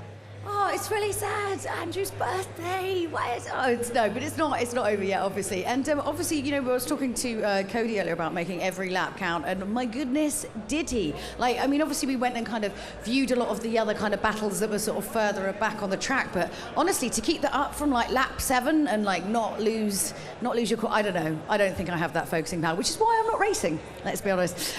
So obviously the big battle there was between Lukovsky and Mangano, and actually we've got a little bit of a video for you, a little bit about Mangano himself. I'm Giorgio Mangano, I'm 21 years old, and I'm from Sicily in Italy. After winning Nürburgring last year, Mangano takes the win. Fantastic drive from him. Of course, there is pressure because I'm the defending champion, but at the same time, I feel calm, determined to do well. I think my performance in the last World Tours are a good performance, and I learned a lot in those events. The strategy would be to do a good qualifying, because if you start in front, you already did half of the race. The biggest competitors here in Nürburgring are, of course, the top drivers like Michael or Patrick, but I think it is also myself. When I sit there is, of course, to win.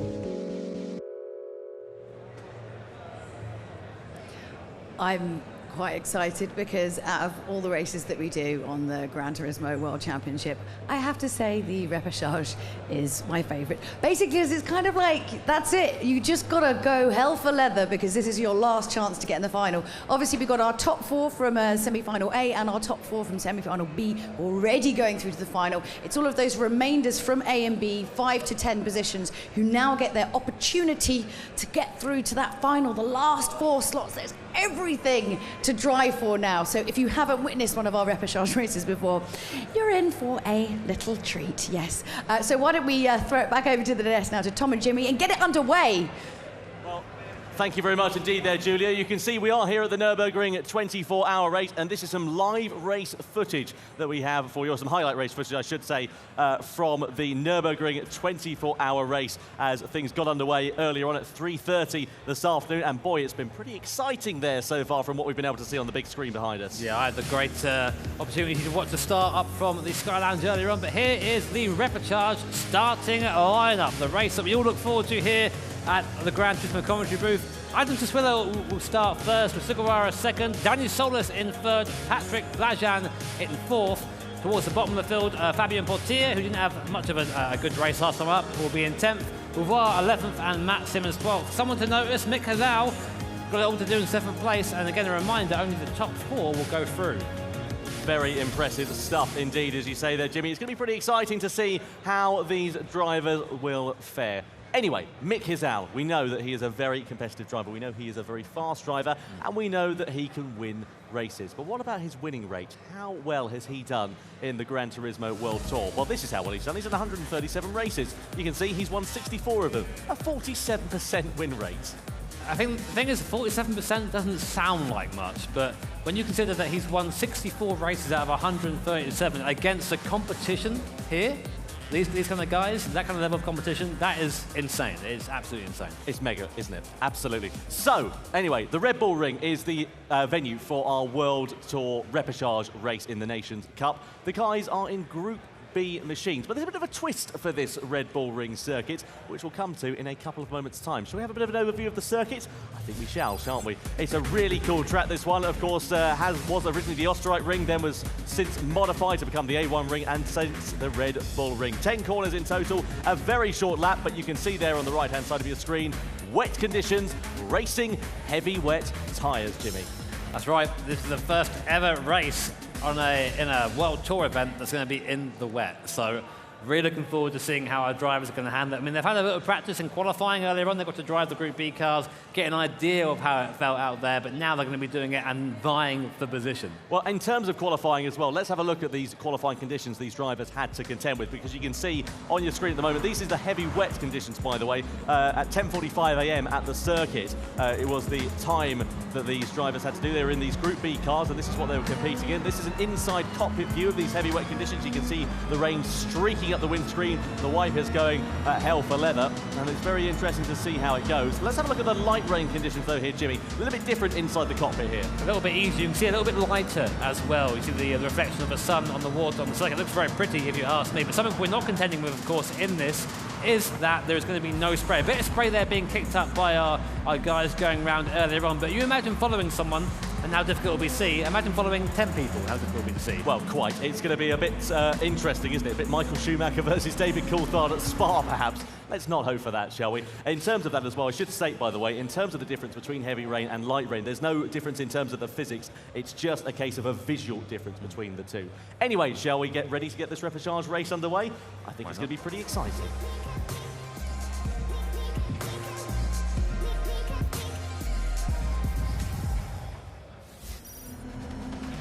The repechage race for the Nations Cup for the Gran Turismo World Tour here at the Nürburgring is about to get underway. And here is how the drivers will line up on the grid. It's Adam Sassuolo, who is on pole position in the Subaru WRX. Alongside him, Tetsuya Sugawara. And down in third position, we have a GTR Group B car. Great to see Danny Solis there in third, the American driver. A great position to start for him. Patrick Blajan in fourth position there in the NSX Group B car. And down in fifth, we have Nico Rubelar in the Ford Focus Group B rally car. Behind him, the DR Supra 86, or the DR 86, I should say, with Andrew Brooks. Then we have Mick Hazal in the Peugeot RCZ, his favourite Group B car to drive in the wet conditions, he told me earlier on. Benjamin Bader, 8th position, a bit further down than he'd like to be, as is Ryota Kokupin in the Genesis Group B. Then rounding up the top 10 in the absolutely beautiful Audi S1 Quattro is Fabian Portilla. Not a great race him last time out. Beauvoir there in 11th place in the 8.6 car. And then down, finishing off our grid, is Matt Simmons in the Focus Group B. Now, very quickly to mention, these Group B machines, Tom, four-wheel drive, lots of power, big wings. Even around here, though, these light rain conditions can be very tricky. It certainly is, and I should mention, by the way, they've got, of course, four-wheel drive, as you say. They've got complete free reign of the torque distribution on these cars as well, so they might not opt for a particularly rearward bias in this one. They might opt for a different one, so, of course, there'll be a little bit less sliding. So here is that Group B class we mentioned before on the side of your screen. Reinforced suspension, higher ride height, which aren't why they aren't slammed to the floor, and really they're primarily meant for dirt driving, so we whack them on a wet circuit instead. Should mention, by the way, these drivers didn't have the choice of the cars that they are driving in. That was based on where they qualified in this repechage race. So if you qualified in first, you were given the Subaru, hence why Adam Sassuolo is driving that car, and subsequently for the rest of the grid going down the order. Anyway, the repechage race for the World Tour event here at the Nürburgring in the FIA Gran Turismo Championships is about to get underway. It's Adam Sassuolo on pole position. He will lead the field over the line, and the repechage race in the Nations Cup here in Germany is underway. Who will get the lead down towards the first corner? Will we see any moves being made? They're all very close as they come darting through the spray. The headlights are on as they go hard on the brakes. Look at Danny Solis looking to the inside of Sugawara. He's side by side as well with Patrick Blajan for third position. He's not able to get ahead. Adam Sassuolo does manage to hold on to his lead as they come down the straight and head towards turn 3 for the first time. So the Briton, Sassuolo, leads the way, leads the field down towards the heavy braking zone. This is where we could see the first real moves being made between these drivers. Look at the 5th place driver of Andrew Brooks, who sends it down the inside. Very close, and Mick Hazal as well. Great moving there. He's up into 2nd position. Oh, very close. Lots of drama. Oh, he's round. He must have gone round. Yeah, it looks like he's had some kind of an instant. Sugawara coming back onto the track there as well. We didn't see what happened between Mick Hazal there, but the upshot is he's right at the back of the grid. I don't know what happened there. Mick Hazal sent it up the inside, but we'll get back to that when we know more. You see the cars all over the track just vying for position. Here's a replay of what happened to Hazal. He comes up the inside here, 7th to 2nd in a very short period of time. Oh, he's comes too late. To the inside. Oh, yeah, okay. Way too late on the brakes there. Yeah, okay, completely Mick. overtook that, didn't he? Disappointing there, and he collided with Sugawara, and he's under investigation. Look at this, and he's 4 wide. What a bit of racing here at the Red Bull Ring. Rubelar is into 2nd position. Then 3rd place, we've got now Andrew Brooks and Barder versus Beauvoir for 4th position. Side by side they come. Beauvoir's got the inside line. Barder's now on the outside. It is Mustang versus GT86. Barder still with the outside line into the final corner. They're going hell for leather at the moment. And don't forget, this is for the final spot in the grand final here tonight. That's right, of course. It's now a fight for survival. Do not expect any punches to be pulled as we finish the first lap here. 7 to go. Sassuolo still leads a healthy gap now of 3 seconds to the guys behind. Benjamin Bader there going a little bit wide at the last corner, and Patrick Blajan also picking up a penalty there down in 7th position. And in the background, Sugawara and Bada side by side, and so they come back in. And Mick Hazal, I think quite rightly, is given a 3-second penalty. Disappointment there for Mikael Hazal. Home turf here at the Nürburgring. It bit off a little bit more than he could chew there. Meanwhile, Matt Simmons is making progress through the field. He started down in last place and is up into 9th position on lap number 2. Mick Hazal, meanwhile, has deposed Danny Solis, who Solis actually started really well there, and he's dropped down right to the back of the grid. Might have been as a result of the incident that we saw down at turn 3 earlier on. So this is where the penalty zone is there. You can see the 2 yellow markers on either side of your track, and that is where the drivers will have to serve them, and quite rightly they opt to go off of the racing line when they serve them. The upshot is that Matt Simmons is able to take advantage. He is now up into 7th position as we ride on board with Tetsuya Sugawara, who's got a face full of spray and a face full of Toyota. Very challenging conditions to drive in this. You're essentially just looking for the curbs instead of looking at the guy in front of you, of course. All you really see is a set of headlights and an idea of where you need to turn in. Sugawara there taking a couple of attempts to get the car turned into the corner. Boulevard and Brooks are side by side in front of 3rd and 4th position. Boulevard looks to the inside, pulls back into the city. Look at that! Brooks and Sugawara go wide there, just getting onto the spray a bit too enthusiastic on the way into the corner. That gives Boulevard a bit of breathing room, but now Brooks is on the cusp. He's in 4th position. Currently he would go through the race finish, but Sugawara looking very feisty behind. One man we haven't mentioned nearly at all in this race is that race leader who we just saw a glimpse of there, Adam Saswillo. He's been able to pull out a commanding advantage in these first 2 laps. He's 3.5 seconds ahead of the man in 2nd place of Nicolas Rubelar. Sugawara just running a little bit wide there out of the final corner. That can compromise his drive onto the start-finish straight. They run down in towards turn number 1. These Group B machines are not really that at home on tarmac, but when it's in wet conditions, it's a little bit more suited. You can see Benjamin Barder there in 6th position. He'll be hoping for a little bit more progress in the latter half of this race. We're already getting towards this halfway stage here in this repechage race. Anybody's guess at the moment who is going to be going through into this grand final, given how closely knit the field is. Just seeing the top 5 are somewhat pulling away in the background. Patrick Blaschallen looks to the inside of Matt Simmons, but Matt Simmons covers it on the inside and then forces the Hungarian to go around the long way off onto the curb there. Sugawara also scrapping with Benjamin Bada, and what this is allowing is the top 4 to pull away. So essentially these guys need to just sort themselves out and focus on catching the top 4. It doesn't matter who comes 5th, it matters who comes in the top 4. So maybe a bit of working together needed here, Tom? I'll tell you what, Jimmy, yeah, you're absolutely bob on there. A little bit of working together, a little bit of teamwork going on here. Even if it is every man for themselves, then they can squabble it out in the last couple of laps. The one thing that has caught my eye, aesthetically, brilliant way of this rain has been modelled in GT Sport. Look at the reflections you can see on the wet patches of the track, and it really does show how much effort the team at Polyphony Digital have been putting into this game, and great to see it being showcased here for the very first time in Gran Turismo Sport. Tell you what, every tweet I've ever seen put out by Gran Turismo has some guy saying, when's the wet weather coming? Well, here it is. You've got it now, all right? I wonder what you're going to be tweeting about next, but here is Andrew Brooks, currently in the last qualifying position. Tell you what, though, Rubelar and Boulevard are quite close together at this point, so we might see these guys fighting for position. I think that Boulevard maybe fancies a chance at catching Saswillo. So coming down the main straight now, and let's see if Boulevard goes inside. He doesn't, so what he's going to try and do is get that toe and use it coming up to T2. We have 3 very long straights here at the Red Bull Ring, so the slipstream is very, very important. There is Nico Rubelar, our winner from last time out at Paris.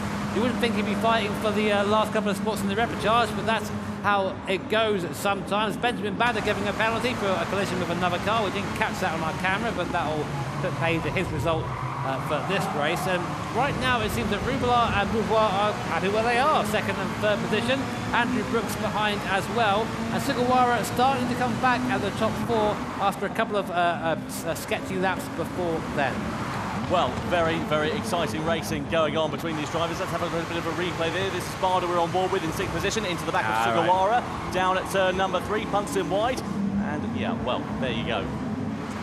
Easy slam dunk penalty, I think, to say that. You don't want to make contact with another car. Here's Rubelar coming through the middle section now. Very tricky apex to hit this in the best of times, but when you're using a Group B rally car, which is really designed to go racing on dirt and has the wet tyres on right now, maybe a little bit more challenging. Now, as Tom mentioned at the start of the broadcast, our players have the opportunity to use... Oh, hello. I'll come back to that point a bit later on. Rubelar has a 0.5 per second penalty, so he's been cutting the course somewhere, running a little bit too wide. He's currently at the head of this pack, and he'll have to slow down coming out of T2, I think it is. That's going to be massive there for Rubelar. He's probably going to lose all these positions compared to the other guys. 0.5 doesn't sound like much, but when you're off the throttle for 0.5 of a second compared to the competitors around you, you're pretty much standing still. So this could be massive for the Chilean. Certainly could do. Beauvoir could be set to take advantage of this. Baptiste Beauvoir, a brand new name in the Gran Turismo World Tour, 23 years of age he is. He's been playing Gran Turismo for just over 6 years, so quite a lot less time than some of our competitors here who have been playing it for nearly 20 years. And we asked him to tell him a bit of a fun fact about himself. He said he loves baguettes. So there you go. All right. Bit of an interesting one to do. Here is Beauvoir, though, sending it down the inside of Rubelar, who's also got that slowdown penalty to contend with, so double below here for the Chilean driver. Beauvoir is now up into second position as they run side by side out onto the straight, and the Frenchman is now ahead of the Chilean driver, and Andrew Brooks could be set to take advantage as he slows down, and indeed he does, so he's now up into third place is the Canadian driver. Guara as well, having a look up the inside of Nico Rubelar, so from second down to fifth, almost. Rubelar's going to hold it around the outside, get on the power, use the four-wheel drive and slide it around there, the Mitsubishi. He's still side by side. The next corner is a left-hander, that'll be good for Nico Rubelar. It is, I think maybe, it looks like Sugawara is trying to go all the way around the outside, trying to slide it there, but very slow. Is he going to keep it there? Maybe he will. They're still side by side, all the way through his middle sector. And there's a bit of contact between the two. The Japanese driver forced out wide. Rubelar still squeezing the Japanese driver to the outside of the track, which then becomes the inside. And Sugawara finally takes the position. That was a great series of corners. Great driving there from Tatsuya Sugawara, met by a round of applause from the audience here at the World Tour event. And Sugawara, of course, last year finished 5th in the World Tour event for the Manufacturers Series for Team Porsche. We look at him on the left-hand side of your screen. Nicolas Rubelar, of course, qualified for the World Tour, World Final, I should say, rather, in 2019. Last time out in Paris, riding on board with Sugawara, who's now having to try and defend from Nicolas Rubelar. This is very impressive stuff. I was going to say in the background, Simmons there had caught up quite a lot, but then picked up a 0.5 of a second penalty, so it looked like he was coming into contention. And then that 0.5 second of a penalty is probably going to put him back out of contention again. But the big story is Nico Rubelar. He was a comfortable second position, had the mistake, got the penalty, and is now outside of the top four, which means if he doesn't manage to rectify that, he will be out of the competition.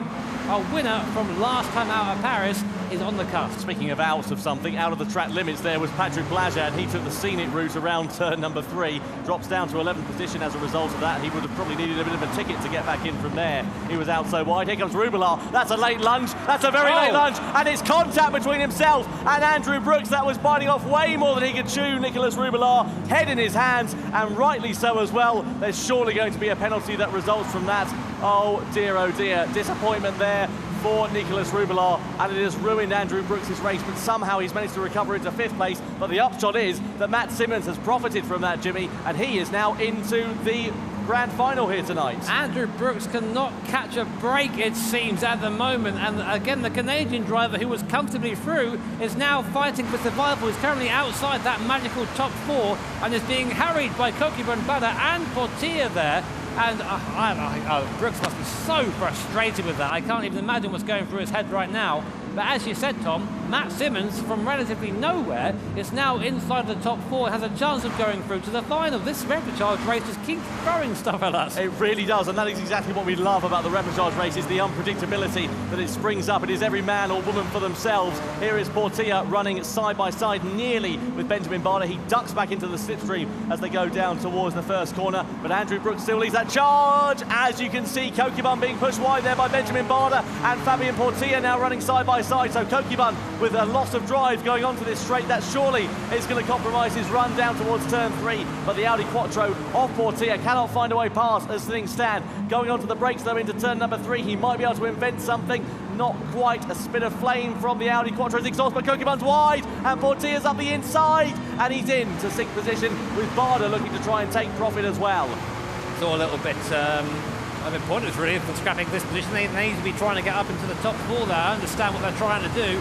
They're saying, well, I'm faster, let me through, but they're keep swapping positions like this, it's just going to hold them up. And there goes Brooks wide again, and Portilla looks up the inside now, and Repechage goes off into the gravel, slows himself right down. Benjamin Badler now back up to 7th place. Rubelar there in the background trying to recover from the incident there with Brooks. Portilla looking up the inside of, that was Brooks in the foreground, and meanwhile, Matt Simmons and Sugawara are back together on circuit, and Matt Simmons having a great race, Tom. This is really good stuff from Matt Simmons. I'll tell you what, considering, let's not forget, he started last on the grid, down in 12th position. It is going to be an event to write home about for him. On the other side of the coin, it's been disappointing for Mikael Hizal. He's down in 12th and plumb last position, will not be progressing through into the grand final unless a minor miracle happens here in GT Sport. Rubelar and Kokibun are still squabbling for 8th position in this race. You can see Sugawara there in 3rd place as Simmons is very close behind now. We're going on to the final lap of racing here at the Repechage race for the Nations Cup. Is Matt Simmons going to think about a move down to the first corner? He backs out of it and he's going to bide his time. Sensible.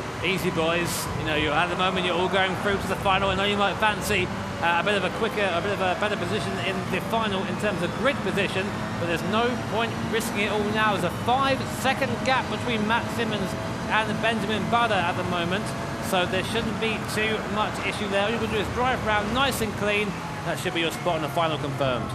Kokibun with your time penalty that he's been awarded there in 9th position. Didn't quite see what that was for. Regardless, probably exceeding track limits, I'd imagine. Look at Brooks going tumbling down the order. Something's happened here to Andrew Brooks. He's now down into 10th position, and Rubelar is fighting with Benjamin Badler. Andrew Brooks, well, it's been a birthday to forget for him so far here tonight. Disappointment there for the Canadian driver. Sugawara and Matt Simmons still squabbling for this final spot on the podium. They're still both making it through to the grand final here tonight, but this will count towards their grid position. Let's not forget, you can see Portilla being given a warning for a colliding with another car during this race as well. We didn't see what happened there, but presumably that might have been something to do with Andrew Brooks. Yeah, that was with Brooks, I think. So nothing going from there, but we'll come back to that now. Meanwhile, I think we should say this has been an absolutely dominant performance from Adam Sassuolo. Head of the field, 4 seconds over anybody else. Sugawara and Matt Simmons are still going to fight down to the line, but I think it's going to be Sugawara who will eventually take 3rd place. Here comes round the last corner. Adam Sassuolo goes through to the finals here at the Nürburgring. A great race there from the British driver. It'll be Boulevard that comes home in 2nd, Sugawara in 3rd, and Matt Simmons from last will go through to the final in 4th position. That is so impressive from the Australian diver. Patrick Blajan sadly misses out, as does Fabien Portilla, Nicolas Rubelar, Benjamin Badler, Ryoto Kokibun. Races to forget for those drivers. They were too busy squabbling amongst one another, and Mikael Hizal there drifting his way through the final corner. Well, he's got to have a bit of fun with it, let's not forget. Over the line he comes, down in 10th position. Danny Solis, well, sadly, there isn't a lot of solace he can take from 11th position at the checkered flag. And the man who finished down in 12th place, Andrew Brooks, luckless after that event. Disappointment there for the Canadian driver. Elation on the other side of the coin, though, for that man there, Adam Sassuolo. Very impressive performance from the British driver. So then, let's go over then to Matt Simmons. Jimmy's going to be having a word with the man who's through to the final. Hear anything? Oh, there we go. Oh, hello, Matt. I think we have you in the headset. Yeah, mate, fantastic race. I mean, did you expect to be going through when you at the start of the Repechage? No. With that level of competition, didn't expect anything really. So, yeah, we expected the rain to be pretty crazy, which it proved to be, especially on the opening lap. So just tried to maximise the opportunities really, and so did looks like Boulevard as well. He started 11th and went up to 2nd. So yeah, it was always going to be chaotic, and I'm absolutely stoked. I'm pretty shocked to get through to the final. I didn't think that was going to happen. You've got to hold off on that beer now, haven't you? But one question I wanted to ask, of course, you have been part of the first ever World Tour wet race in Gran Turismo. You did some qualifying earlier on. How's it compared to racing in the wet? I mean, it looks pretty slidey. Yeah, it's interesting. It's something we haven't done in a while. Obviously, it was on GT6, but we're all pretty excited to have a run at it. And yeah, it was awesome. It was obviously provided some chaotic racing, and the qualifying was really close. So we're looking forward to getting it later on in the update so we can play more at home and play with our mates as well. It'll be good. Well, thank you so much for that, Matt. Again, a massive congratulations for making it through to the final, and best of luck. Cheers, guys. Thank you. Well, that was very nice then, wasn't it, to hear from Matt Simmons. A very impressive performance that I don't think we can overstate that enough, really, more than anything. So impressive from the back of the grid in that repechage race, and that is exactly why there is a certain element of luck and also skill that comes into racing here in GT Sport. Definitely. I mean, wet racing is all about car control. So here's some replays.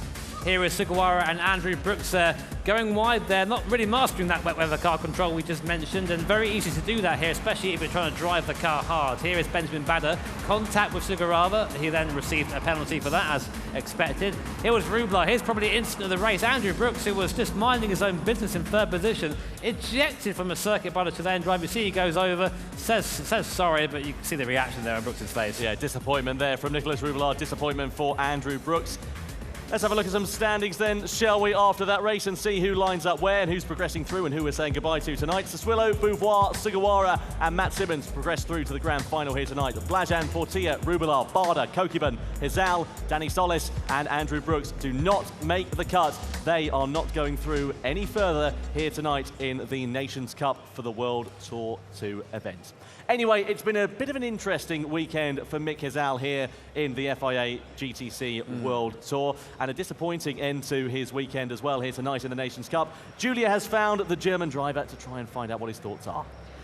Hey Mick, how you doing? I mean, I bumped into you in the elevator earlier on the way to lunch, and you were sort of saying that you weren't super excited about your initial kind of car choice, and then I was like, cool, okay, you've got like different car, like going to the repechage, but what happened?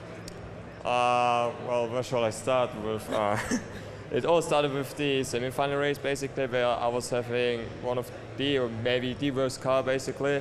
So with that, I kind of like tried to secure myself for the final race, but it was almost impossible to really defend my position there. So instead, I had to go do the repechage race in the end. But unfortunately, I overbooked the braking zone at the end of the first second. Unfortunately, I hit Sugawara's zone in the end. I want to still say I want to apologize to him too, because I didn't want to do this. Afterwards, like, I was struggling down all the places, getting the time penalty, and once I managed to close up the group, I also saw that Daniel was kind of like driving alone on his own, so I kind of like wanted to join him too, kind of like having fun, and in the end we were kind of like trying to do some drift sessions there. So. Oh man, I mean, it seems like obviously the wetness on the track as well and the visibility played a huge factor, and it seemed normally with the repechage everyone's quite aggressive, but it just kind of seemed like a little bit more unlucky this time around. Maybe both, because the repechage race is the last opportunity where we can secure our final spot for the final race, basically. So, I think we also saw some of the other incidents there with Nicholas and Andrew Brooks, unfortunately. So I think that shows that everyone is trying hard to secure their spot for the final race. But yeah, it just happened. I mean, one of the things, obviously, like, it's one thing playing GT at home, it's something else playing it on a stage here, and one thing that certainly comes in as a factor is pressure. Now it is time for our second place finisher from Germany, Michael Hizal. In Paris, this was basically the first live event for me where I changed my mood. To really try, and always had in my mind that I have to win this competition in the end. It's this track we were racing back then, Autopolis. It was a very technical track where overtaking was simply impossible. Mick Hizal, his second place might be under threat here. The reason why I did that mistake was maybe pressure, because I was so close of winning the whole competition in the end. I wasn't having the pressure of Rubula. I was kind of like having the pressure of really wanting to win the whole competition in the end. Sorry. No, just do it, man. It's music. Last year's live events, I've always had the mood just to go and approach those races in a relaxed mood, basically just trying to have fun, enjoy the whole experience, enjoy the whole trip with your friends. Yeah, let's slow that down a bit. Just a little bit. Yeah. It's a cool feeling here to get a little bit of support here, as some of my friends actually coming here to visit and watch the race. I don't really feel any pressure at all. Pressure's always there. I don't care what anyone says when they say, oh, I'm not feeling it, I'm feeling great. It's always going to be there. I kind of try to find my zone and not necessarily be conscious of the fact that I'm surrounded by all of these cameras and whatnot. I just want to try to approach the final race like I always do when I'm racing at home. All the other competitors, we all want to finish on the first place in the end. I don't want to finish on second place again because I've been finishing on second place 3 times in a row, so it's kind of like getting on my nerves a little bit. It's like a meme, if you know what I mean. Like that everybody's saying, yeah, Mikael, just try not to finish on second place again. Always puts me a smile on my face, so yeah, it's always funny to see that.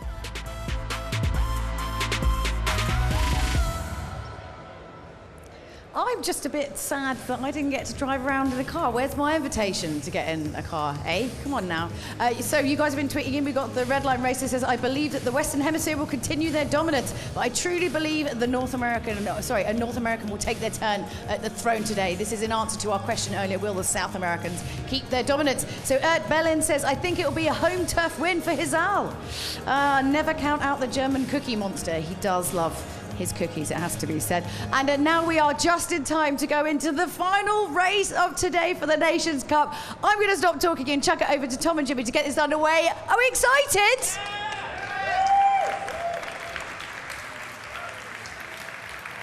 I think we are pretty excited, aren't we, Jimmy? Yeah, absolutely right. Sadly, it's not going to be a home turf win here for Mikael Hizal tonight. It's been, well, a disappointing evening, I think it's fair to say. No, I couldn't help but laugh. We said, I don't want to finish second anymore. I was like, well, you didn't this time, mate, I'm afraid to say. But that's the run of the draw around here. Of course, you're around incredibly talented people, so anything can happen most of the time, and as we always say, it usually does. Yeah, absolutely. Well, we've got 12 drivers then here for the final race. Here are the drivers list. We've got Igor Fraga, Cody Lukovsky, Koke Lopez, Giorgio Mangano, Manuel Rodriguez, Ryan DeRouche, Marcus Connaughton, Jonathan Wong, Adam Sassuillo, Baptiste Beauvoir, Tetsuya Sugawara, and Matt Simmons. They are the 12 drivers who are going to be lining up on the grid in this, the grand final for the Nations Cup here at World Tour 2 in the Nürburgring. And just a reminder as well, the winner of this race qualifies for our World Final event later this year. Yeah, so let's have a look at that. Oh, sorry, Tom. I'm kind of in front of you there, Jimmy. Let's have a look at the circuit, shall we, that we're going to be competing on. It is this one, the Sardinia Road Course, the A layout, the second time that we have seen this tonight here, Jimmy. Why don't you have a little look and talk us through it? Yeah, of course, very fast-flowing circuit. This again, another circuit of 2 halves. A lot of it is a racetrack. Half is a racetrack and half is effectively a street circuit. So very tight and twisty in some areas, but then quite open in others. You see elevation changes there on your screen, about 36 metres between the top and the bottom, and as we said before, a fictional circuit, so you won't find this in the real life no matter how hard you try. And here are the race details. Our drivers will be driving the Red Bull X 2019 competition. We've seen that a couple of times over previous events. 20 laps around here. Tyre selection being all 3 of the racing compounds, with all of them needing to be used over the course of this race. So speaking of tyres, let's have a look, shall we, at the strategy for them. Racing soft, you can get about 5 laps out of them on average. You've got racing medium, 7-lap duration, but it's about half a second a lap slower than the soft compound of tyres. And the racing hard, the slowest compound of tyres, but the longest in duration you can get out of it, 1.4 seconds on average a lap slower than the soft compound of tyres. And the fuel consumption as well. You've got 20 laps here, a tank capacity of 100 litres. You can get about 13 to 15 laps in these Red Bull X 2019 cars. Refueling of 3 litres per second, and a refuel of up to 40 litres is needed at the pit stop during the race. So it is going to be very interesting to see what different strategies the drivers will do. They can start on any compound of tyres that they like, Jimmy. So let's see what will happen. What do you reckon? What would your tactics be going into this one? Oh man, you put me on the spot now, Tom. It's my job. It depends where you are. I think if you're at the front of the grid, you want to be on the soft tyre, get the gap as quick as you can. Because if you're using a soft tyre and you're kind of mixed in fighting for position, you're going to end up using that soft tyre and they're not really getting anything from it. You're going to be stuck behind someone else, maybe in a hard or a medium compound. So it's all about using the tyre at the opportune moment. But we've seen in previous races, people try and get off the hard tyre as quick as they can because it's the slowest compound of tyres. So I don't know, it's going to be tricky. It's basically, that's going to be half of the battle here, is getting that decision right. Well, let's see what will happen then, shall we? It's going to be very exciting, this one, the grand final for the Nations Cup. Red Bull X 2019 machines, to just remind you as well. And this is a car, of course, well, it's been in Gran Turismo in one form or another since GT5 back in 2010. But of course, it's been updated progressively over the course of the years. The Red Bull X 2019 being the latest variant of that. V12 engine in it now, a lot less downforce than it had originally, and a tricky car to drive on the limit. Yes, definitely, and Carl, I very much enjoy driving. Our commentators there on screen. We had a bit of social stuff here from Matt Simmons, of course, the last driver to sneak in to the final, down in 12th position. Here it is on screen, I think a bit of a quote, I should say. Because if only I can get my qualifying right, then I'll have a lot more confidence going into the race. So, funnily enough, his qualifying wasn't actually that good this time around, but I think he's now more focusing on that race. I mean, he's starting at the back of the grid. So he's got it all to do in race. Well, to be fair, though, he started at the back of the grid in the repechage, and look what happened. So fair enough. Anything can happen in motor racing, and it usually does. And this grand final is going to be very, very exciting. A new track, new challenges, and of course, the winner will be progressing through to that world final in November as well. So we've already had Nicolas Rubelar. He has been confirmed. We know he's going through. We won't see him here tonight because, of course, he is out of the competition in the Nations Cup. So we are going to have somebody new going through. If you had to put your money on somebody, if you were a betting man, Jimmy, who would you put it on? Well, I have a massive gambling addiction, Tom. So I mean, it's hard to put your money past Igor Fraga, you know, very fast guy, of course. But I'm going to say with the outside bet, I say outside bet, something's actually maybe even as likely to go through is Cody Lutkowski. He's been so strong this weekend. You know, really has, and shown that he can really mix it with pretty much anyone. Very aggressive driver, though. I've heard that. Some of the drivers are like, yeah, I've got to watch out when he's in my mirrors, because sometimes I get a little bit scared seeing him come up behind me. Here is Igor Fraga on screen right now. Yeah, Igor Fraga, as you say there, Jimmy, he'll be hoping for a very strong result. It all went wrong for him, though, last time out in Paris. Let's have a look and see about that incident which cost him potential victory in the Nations Cup final. Fraga, our Nations Cup champion, is about to lead us away for 7 laps here at the Fuji for semi-final B, and away they go! Igor Fraga, of course, predictably leading the field down to T1. Down the background, I can see that's Portier going very aggressive in the background. He's up the fence. Oh, no! Oh, no! Off he goes, fired off onto the corner there. I think he must have lost it on entry, Tom, but that is his race done and dusted straight away. Meanwhile, Koke Lopez all over the back of Jonathan Wong like a bad rash. He's through the left-hander. They're picking up speed now. Now, here's a replay of what happened to Portier. He gets on the... Oh, he just gets onto the grass. There's no way he can slow down. And I'm sorry, Portier, but that's not the way the track goes, mate. You can see his heart there beating. He's down the inside of Dan Holland into the next right-hander, though. There's a bit of contact, bit of door handle bashing as they come onto that start-finish straight. It's a GT, it's Salazar there going past Martin Grady in the BMW M4. That Ford GT very fast in a straight line. He's got the inside as well. He might have a look at Holland on the inside. Holland sees him a bit too late, comes across in the, the massive, and wow, Carrazza there caught napping. Both Salazar and Holland go by. I think Carrazza was admiring the scenery. Martin Grady we ride on board with now. We can see him to the left. Carrazza immediately fights back on Grady. He gets through. Dan Holland goes wide. They're side by side nearly between Carrazza and Dan Holland here. Grady trying to pick up the pieces where others are faltering. He's in the BMW. He's on the inside of the Brazilian. They're going through the right-hander. They're going to flick it left, though, very shortly indeed. Oh, very closely done they go. Carrazza has the inside line. He holds firm. He holds position. Pierre Lenoir, though, says, thank you very much. I'll take a position off you there, Martin Grady. Not really a place to overtake here. He's going to look anyway at his countryman. And there goes Lenoir. He gets it all kinds of wrong. Punts Daniel Holland wide, who goes off the circuit, and now it's all mixed match through here. Looking at Lenoir in the background, he's trying to squeeze through. He's now up into 8th position and looking up the inside of Lenoir. So Swillow gets an absolutely cracking exit out of there, and now he's in the slipstream of Martin Grady. Now he's alongside Dan Holland. He's going to try and pick off 2 at 1 here, there he goes. Yeah, there he goes. Look at the power here from the DB11. Driving past Martin Grady. He can't do anything about it. He's just been had on both sides by Holland and Swillow. The thing is, they're all doing this, they're all fighting. They're fighting to survive. A big reminder as Ryan Holland gets it wrong, goes into the back of Lenoir. Payback from the lap before, I think. But guess what? They both suffer. And now Dan Holland finds himself outside of the top 10, which means he is going home. Into the pits comes Koke Lopez, Mangalo and Salazar. And Lopez gets it wrong. Oh, he does, yeah, you're absolutely right there, Jimmy. Igor Fraga is into the pits, the race leader now. So Jonathan Wong takes over at the front. Igor Fraga in the Lamborghini Huracan. Fraga go from soft to soft? He has. I'm just trying to think about that, actually. I can't remember what compound of tyres he started. He was on the soft tyres, so he would have gone soft to soft. So if that is how it is, then Fraga is going to be getting a penalty. We'll wait for that. We'll see what we get, any confirmation on our end there. But that's how it looks on our screens right now. That could be absolute disaster there. And here they are, a great view from his 40T, looking at the front left tyres. He goes up the inside of Mangano, takes the place nice and cleanly, comes him across to the left-hander. Salazar in that 40T, absolutely hustling around the Fuji circuit. Salazar darts to the inside of the final turn. They run side by side. Salazar using all of the curb and some that he shouldn't really be there as well. Meanwhile, Igor Fraga, he's in the pits again, Jimmy. This is absolute disaster for the Brazilian. He comes in. He's going on to the medium penalty, medium tyres, sorry, but if he didn't change his tyres, he'd have been given a 20-second penalty there as well. So he goes from softs over to mediums, but he's made 2 pit stops. Oh, I can't believe it.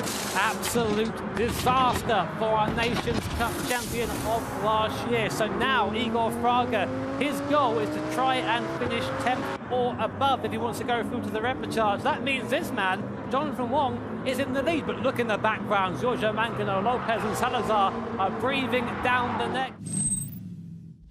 Putting on to the back, a relatively low heart rate compared to what we're used to seeing here, about 130 BPMs in the bottom left there, and dives up the inside of Lopez. I don't think Lopez expected that. I certainly did. Carrazza up into 4th. Oh, hang on a second. So Carrazza goes into the pit lane there, but Carrazza has already made a pit stop. Why is he going from soft to mediums? He doesn't need to make another pit stop. Maybe same issue as Fraga. We'll have to get clarification for that. Some of the drivers are making these basic mistakes, and it's costing them dearly. But look who's behind, Igor Fraga, and Igor is going to waste absolutely no time in dispatching Martin Grady. Through he goes in the Lamborghini now, and now onto the tail of Gatlam Law. But Fraga on a charge straight away to the right, using that traction from the four-wheel drive car to pull up alongside the SLR McLaren. But who has the grunt in a straight line? Looks neck and neck, Tom. Yeah, it's very close. They're running side by side down the start-finish straight, coming on to the final lap. Igor Fraga, cool as a cucumber, slight look over to his right-hand side there, just making sure there's nobody else trying to attack him. They're still running side by side down towards the first corner. Igor Fraga has gone from 9th to 5th position in the space of 3 laps. That is incredible progress after a strategy mistake. Jonathan Wong, a flash of the lights, and victory in semi-final B here at the Fuji Speedway. Carlos Salazar in the 4GT comes home in 2nd position, Mangano in 3rd, Koke Lopez, the last of the drivers, making it through to the grand final here this afternoon. Igor Fraga, best of the rest, in 5th position. So then just a reminder of Igor Fraga and his mistake back in Paris. There he is practicing at the moment. But of course, let's go back to what's happened today in our semi-finals. This Igor Fraga and Koke Lopez earlier on having a big old scrap. That actually ended in a penalty for Igor Fraga, a little bit too enthusiastic against the Spaniard there. But that fight would continue all the way to the end of the race here at the Nürburgring GP circuit. See, there is the penalty I mentioned. Lopez goes through on the outside, nice and easy. And Fraga was actually quite lucky to be able to defend from Connaughton there, as he was close by as well. Here was the move for the race lead, and that's how they would stay. Fraga used the grunt of the Audi TT, went around the outside of Lopez, and that was it, done deal. Koke Lopez had no response to that, came across the line, and that was his win. Very impressive stuff there from Igor Fraga. You can see him there congratulating Koke Lopez. And he is going to be taking part, of course, in this final here tonight. So then, Jimmy, final predictions as we get ready to get this grand final underway. A couple of drivers to watch, I say. I don't want to say here's one driver who I think is going to take it. I think a couple of drivers to watch, of course, Fraga, Lukowski, and I'm going to say Mangano. Ooh, interesting. I like that because we've seen Mangano and we know he can be competitive. Look back to this time here last year at the first World Tour event. But can he do it? Can he string it together? Can he hold on to the pressure? We'll see. I mean, the Italian driver, we know he can drive well, and there he is on your screen. I'm just getting a little bit of practice in, although that's the wall there, George. You don't want to be going into that, mate. No, you certainly do not. So, the grand final. Just to remind you once again, the Sardinia road track, the A layout, the circuit we used earlier on today, let's not forget. And it's a Red Bull X 2019 competition car. The drivers are going to be competing in exactly the same identical machinery. And of course, they've got 3 compounds of tyres, racing hard, soft and medium, and they must use each compound of tyre during this race. Also a fuel stop as well. They won't be able to go to the full length of the race on 1 tank of fuel. So although getting it done on track is very important, having the strategy is equally as important. We've seen that in many races previously. Certainly have, and it is going to be a very unpredictable one, this one. Let's wait and see what will happen over the course of this one. In the meantime, though, whilst we're just getting ready to get this final underway, Jonathan Wong as well. We've seen him come good, actually, over the last couple of hours or so, really. He's done a really impressive performance here in this Nations Cup. I say a bit like old Coque Lopez. He's a driver that is just always there. You know, he's always in the mix, but never really at the sharp end. But again, this is as good a chance as any. So here's a quote here from Jonathan Wong. He says, "I need to push it to the limit of being under control," which I think is just a mantra of getting the most out of the car as possible. You kind of find a lot of drivers need to really push as hard as possible to actually stay on track and stay at speed. Otherwise, one moment of lapse of concentration, off you go. So then, let's get the grand final for the Nations Cup underway here at the Nürburgring.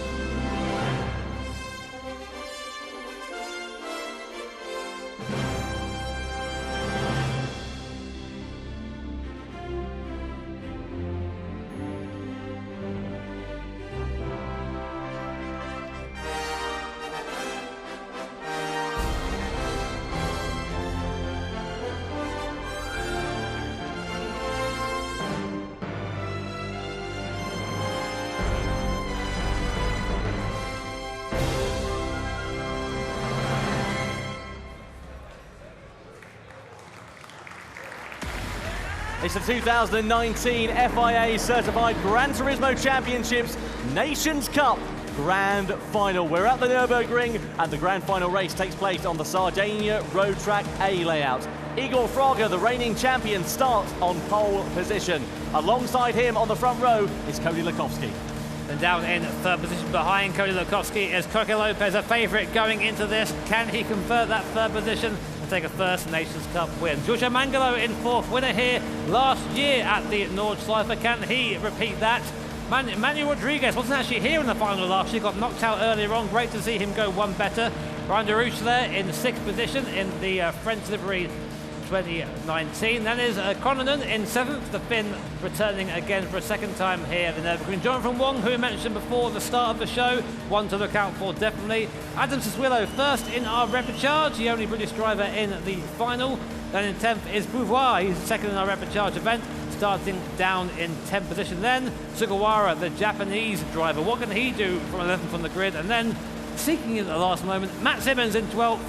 Let's see what the Australian driver can do. Going to be very exciting, this one. Rolling start for these drivers. 20 laps to remind you at this Sardinia road course. Racing hard, medium and soft compound of tyres available. They must use each compound of tyre once over the course of this one. And Igor Fraga going bold early there, Jimmy. He's gone the soft compound of tyres here. I think of the rare me calling the right strategy there. I think Igor, what he's going to try and do is get up early on that soft compound of tyre and try and put away. So Group X vehicles, this car falls into extreme vehicles, otherwise known as prototypes. They don't fit in any other racing category, so we created one. So there you go. That's how we got around that. That's where the X 2019 fits in. Anyway, coming around the last corner now. More of a kink, really, this one in racing trim. You see how close they are now under the rolling start. We shoved it all a bit close together to make it a bit more interesting coming down to T1. Fraga will lead off, but it'll be a slipstream battle down to the first corner. Look how close they all are with this new system. It's great to see. Just waiting for the countdown now. And here it is, 3, 2, 1. And we are going for the grand final here at the Nürburgring World Tour 2. Igor Fraga leads us down to the first corner. And Lopez already ahead of Cody Lukowski. A great move there in the slipstream of Igor Fraga. And Coque Lopez, a great move there, already up to second in the background. Ryan Derouche looking around the outside of Lukowski as well. Mangalo on the inside and push wide. Adam Siswillo, what a terrible start for the Brit. Already down to the bottom of the order. Disappointment there for Adam Siswillo. He'll be ruining that. Meanwhile, Boulevard versus Jonathan Wong for 7th position. Boulevard looking up the inside of the Hong Kong driver. He manages to get the position ahead as Lukowski is piling the pressure onto the Spaniard of Coque Lopez. And this is very exciting indeed. Already Igor Fraga is trying to pull out a gap. He's 0.8 of a second up the road from Coque Lopez. You'd expect that to be the case though. He's on the softer compound of tyres like the Spaniard, and those two will have a good pace advantage over the rest of the field as things stand at the moment. So let's see what will happen over the course of this one. Let's see what strategies will take place Of course, Fraga and Lopez will have to pit in the earlier stages of this race, and they'll have to do the medium and hard compound stints in the latter half, which means they'll be slower towards the end of the race. So Jonathan Wong has just got past boulevard there. Matt Simmons already up into 9th position from last, so doing a bit of a repeat from what we saw in the Repechage event. Now, we know that Igor Fraga likes these high downforce cars. I think it's his preference, really. He drives Formula 3 cars in real life, so you can see how that kind of translates there a little bit. But as you can see right now, really just putting the gap 2 seconds already to Coque Lopez before we even got past the start-finish line. There it is on to lap 2. Cody Lukowski on the medium compounded tyres, going to kind of be in the no man's land for now. And there's a reminder of the tyre strategy if you didn't catch it at the start of the race. We think that the hard tyre is about 1.5 seconds a lap slower than the soft, with the medium tyre being somewhere in between, about 0.5 second lap slower. And of course, all lasting different durations based on their compound. Here's a replay, John. Yep, down in towards the left-hander we go, and you can see a bit of contact there taking place. Matt Simmons, Jonathan Wong involved in that incident there, and resulted in Jonathan Wong losing a few positions. Manuel Rodriguez also in and amongst the mix. There is Igor Fraga. You can see the race leader as things stand. Good start also from Tetsuya Sugawara. He's now managed to get ahead of Manuel Rodriguez on the opening lap, and he's up into 6th position here on lap number 2. And Boulevard actually deemed to be at fault for that penalty, so he's been given a 3-second slowdown penalty for that collision, and subsequently he will have to slow down, of course, 3 seconds when he enters that penalty zone. Fraga leads the way though. Good race from him so far, doing exactly what he needs to do, pulling out that advantage over Coque Lopez. Now just over 3 seconds to the Spaniard. I mean, this is just raw pace from Igor Fraga right now. That's 3 seconds on track alone, essentially. They've not been fighting.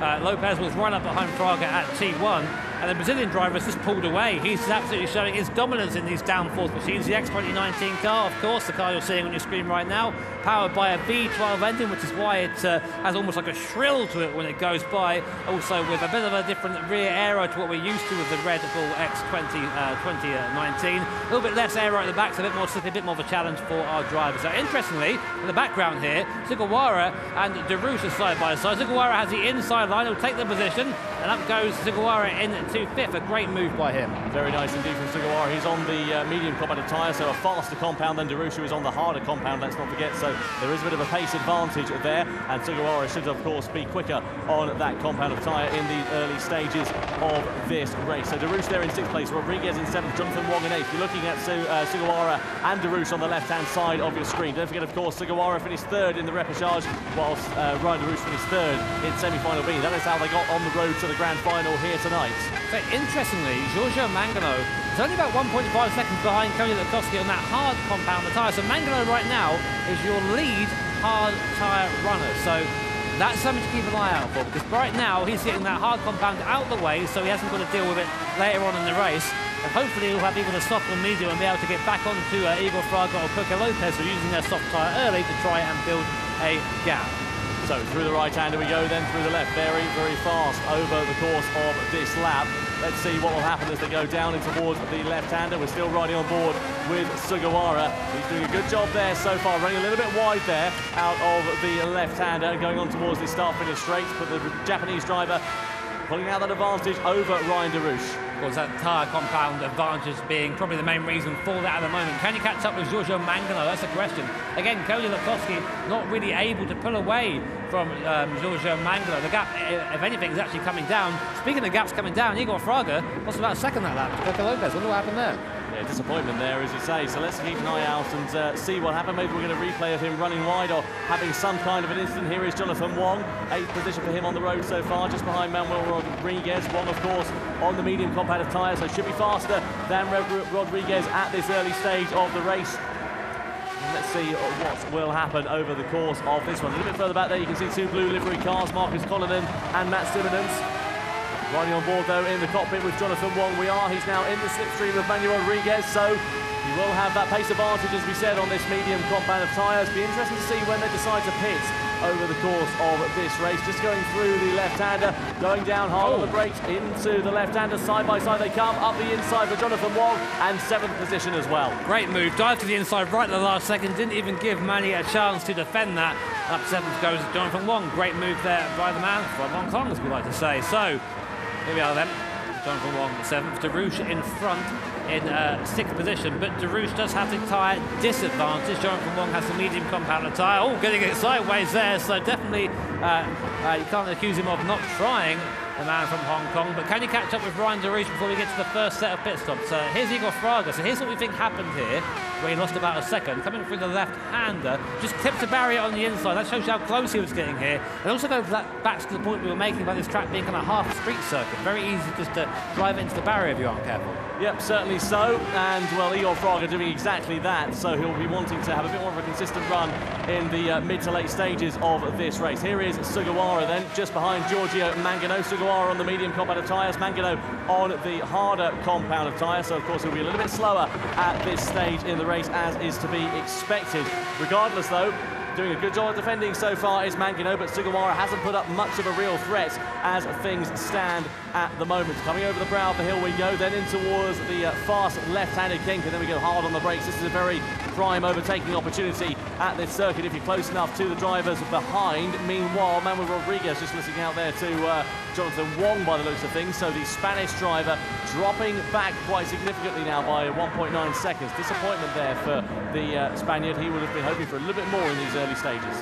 Yeah, of course, also just Willow down in last place. He was muscled off the course at the first corner and lost about 4 or 5 seconds just from that alone, and now trying to make that back up again. But really, you can't afford to lose that kind of time with this level of competition. Now, the gap between Igor Fraga and Coco Lopez at the front of the field has kind of stabilised about 1.5 seconds now, so there is a bit of a result or a comeback there for Coco Lopez. Here's Sugawara and Mangano in the slipstream. Wow, that's from a long way back. Sugawara goes up the inside of Mangano, past him like he's standing still, using that tyre advantage to his best bet there, and through he goes up into 4th position. Great move there. Ryan Darush now in the pit lane, the first driver to make a pit stop in this race. He's now going on from the harder compound to the softer compound of tyres, so he'll get a very short stint out of that one, then be on the hard compound right at the, or the medium compound I should say rather, right at the very end of this race. So let's see whether that strategy is going to be something that will pay off for the Frenchman, who emerges out onto the track now behind his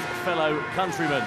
You see Tetsuya Sugawara, Giorgio Mangano on the left-hand side of your screen. Sugawara doing a really good job as he comes under the bridge, down in towards the left-hander, which follows, and that medium compound of tyre seems to be working quite well. It's a bit of a happy medium, if you'll pardon the expression, and it allows the drivers to have a good amount of pace, but also have a good amount of tyre life there as well. This man here, though, Igor Fraga, still keeping a consistent pace over the course of this one. He set personal best first and second sectors, so that softer compound of tyre still performing pretty well. I think what it's going to be for these guys at the front is how long can they make that soft compound of tyre last. It's almost a little bit opposite from what you expect when you watch these races, because the guys will go further on the soft compound of tyre than they will on the hard compound, just because the hard is that much slower. I think if the race distance was longer, the hard tyre will probably be more of an option for a lot of drivers, but it's actually important they get out there and just have the laps in there. You can see in the bottom left-hand corner, Portuguese commentators. Great to have them here. Again, we have 7 languages in total commentating on this race, so really it is available to everyone to watch if you're interested in tuning in to esports. And you should be, because this stuff is fantastic. It really is, and Igor Fraga, a lot of hometown support, a little bit sideways there though, so maybe that softer compound of tyre just starting to get a little bit more on the edge. Adam Saswillo is in the pit lane now as well. He goes from the harder compound to the medium compound of tyres. His first pit stop is made. He now emerges in last position in this race. I tell you what, I absolutely adore the sound that this Red Bull X29 team makes as well. The V12 engine popping and banging on the overrun as they slow down and shift down that gearbox. Yeah, definitely. It's one of the most noticeable cars in the game. I think it's very fair to say that. Fraga will come around the last real corner, I'd like to say, a bit of a hairpin before coming to the kink at on the final straight. Now, will he peel into the pits? How much longer can these guys make the soft tyres last? Coco Lopez still there in the background, there or thereabouts, and there we go. As soon as you say it, Fraga ducks into the pit lane with a soft tyre. Will Lopez is going to go round again. That's really interesting. Now, I wonder if Lopez can make that soft tyre last and get the lap time out of it, or will Igor Fraga get the undercut on the medium compound of tyre and even take a bit more of a gap out of the Spaniard behind? So even more pit stops going on. Giorgio Mangano in for the medium tyre. Sugawara opting to go for the soft compound of tyre, so pit stops coming thick and fast now. Simmons and Rodriguez also in the pit lane there, changing from the medium and hard to hard and the hard to medium respectively. Pouvoir in the pit lane, so lots of drivers following the same tact as Igor Fraga there as they shift over. Fraga emerges on that medium compound, so as you said, Jimmy, he'll be on the harder compound of tyres at the end of this race. Now, I wonder what Lopez is going to be doing here. Will he go from the soft to the mediums like Fraga? Will he go from the soft to the harder compound of tyre and be on the quicker compound at the end of the race? So lose a bit in the mid stages and then in the latter stages be on the faster compound of tyres whilst Fraga is going to have to struggle round. Well, only he knows that right now, so we'll have to wait and see what he does at the moment. But what I do know is that this lap is crucial for Coque Lopez. He needs to be as quick as he can on these soft tyres. They'll be very worn at this point, so the car won't be responding the way it did at the start of the stint, and he'll have to adapt to that as we go on. Coming round the last hairpin now, and now the run down to the start-finish line continues. So what we'll like to see here is him pit in, come in for a new set of tyres. What will they be? Will they be the medium tyres like Fraga, or will they be the hard? Here he comes into the pit lane. Coque Lopez, what will he do? Into the pit box he comes, as you say, Jimmy's on the soft. He goes to the medium compound. He follows exactly the same tactics as the former race leader. This man here, Igor Fraga, Lukovsky, also in the pits, but he goes from the medium to the harder compound, so he's going to be on the softs at the end of this race. Now, that is going to be a very interesting strategy because he'll be arguably one of the fastest men on the circuit. Lopez emerges and Fraga goes straight back past, so it wasn't quite a good enough outlap, or that continuous lap rather. It was a great outlap for Igor Fraga on the other side of the coin, and he emerges in the lead of the race. Can't help but wonder what the Spanish guys are rooting for. I'm not sure they're being subtle with, with the old Spanish flag around the neck. Lukovsky comes out the pit lane, and Sugawara on that soft compound of tyre absolutely charging, takes Lukovsky there, and up to third goes the Japanese driver. We didn't really expect to see that when he came up the pit lane. I mean, I think fortunately for Lukovsky, that can happen at the right time. He's probably going to get overtaken anyway. That tyre difference is enough to really make the overtaking quite easy for the soft compound runner. But of course, you never like to lose a place, but now he's not having to struggle. He won't lose any additional time because Lukovsky's strategy, I think, is to have a fast finish. So just try and keep it out of trouble now. So here is a replay. Sugawara. How far back he came from as well. He was side of the pit lane.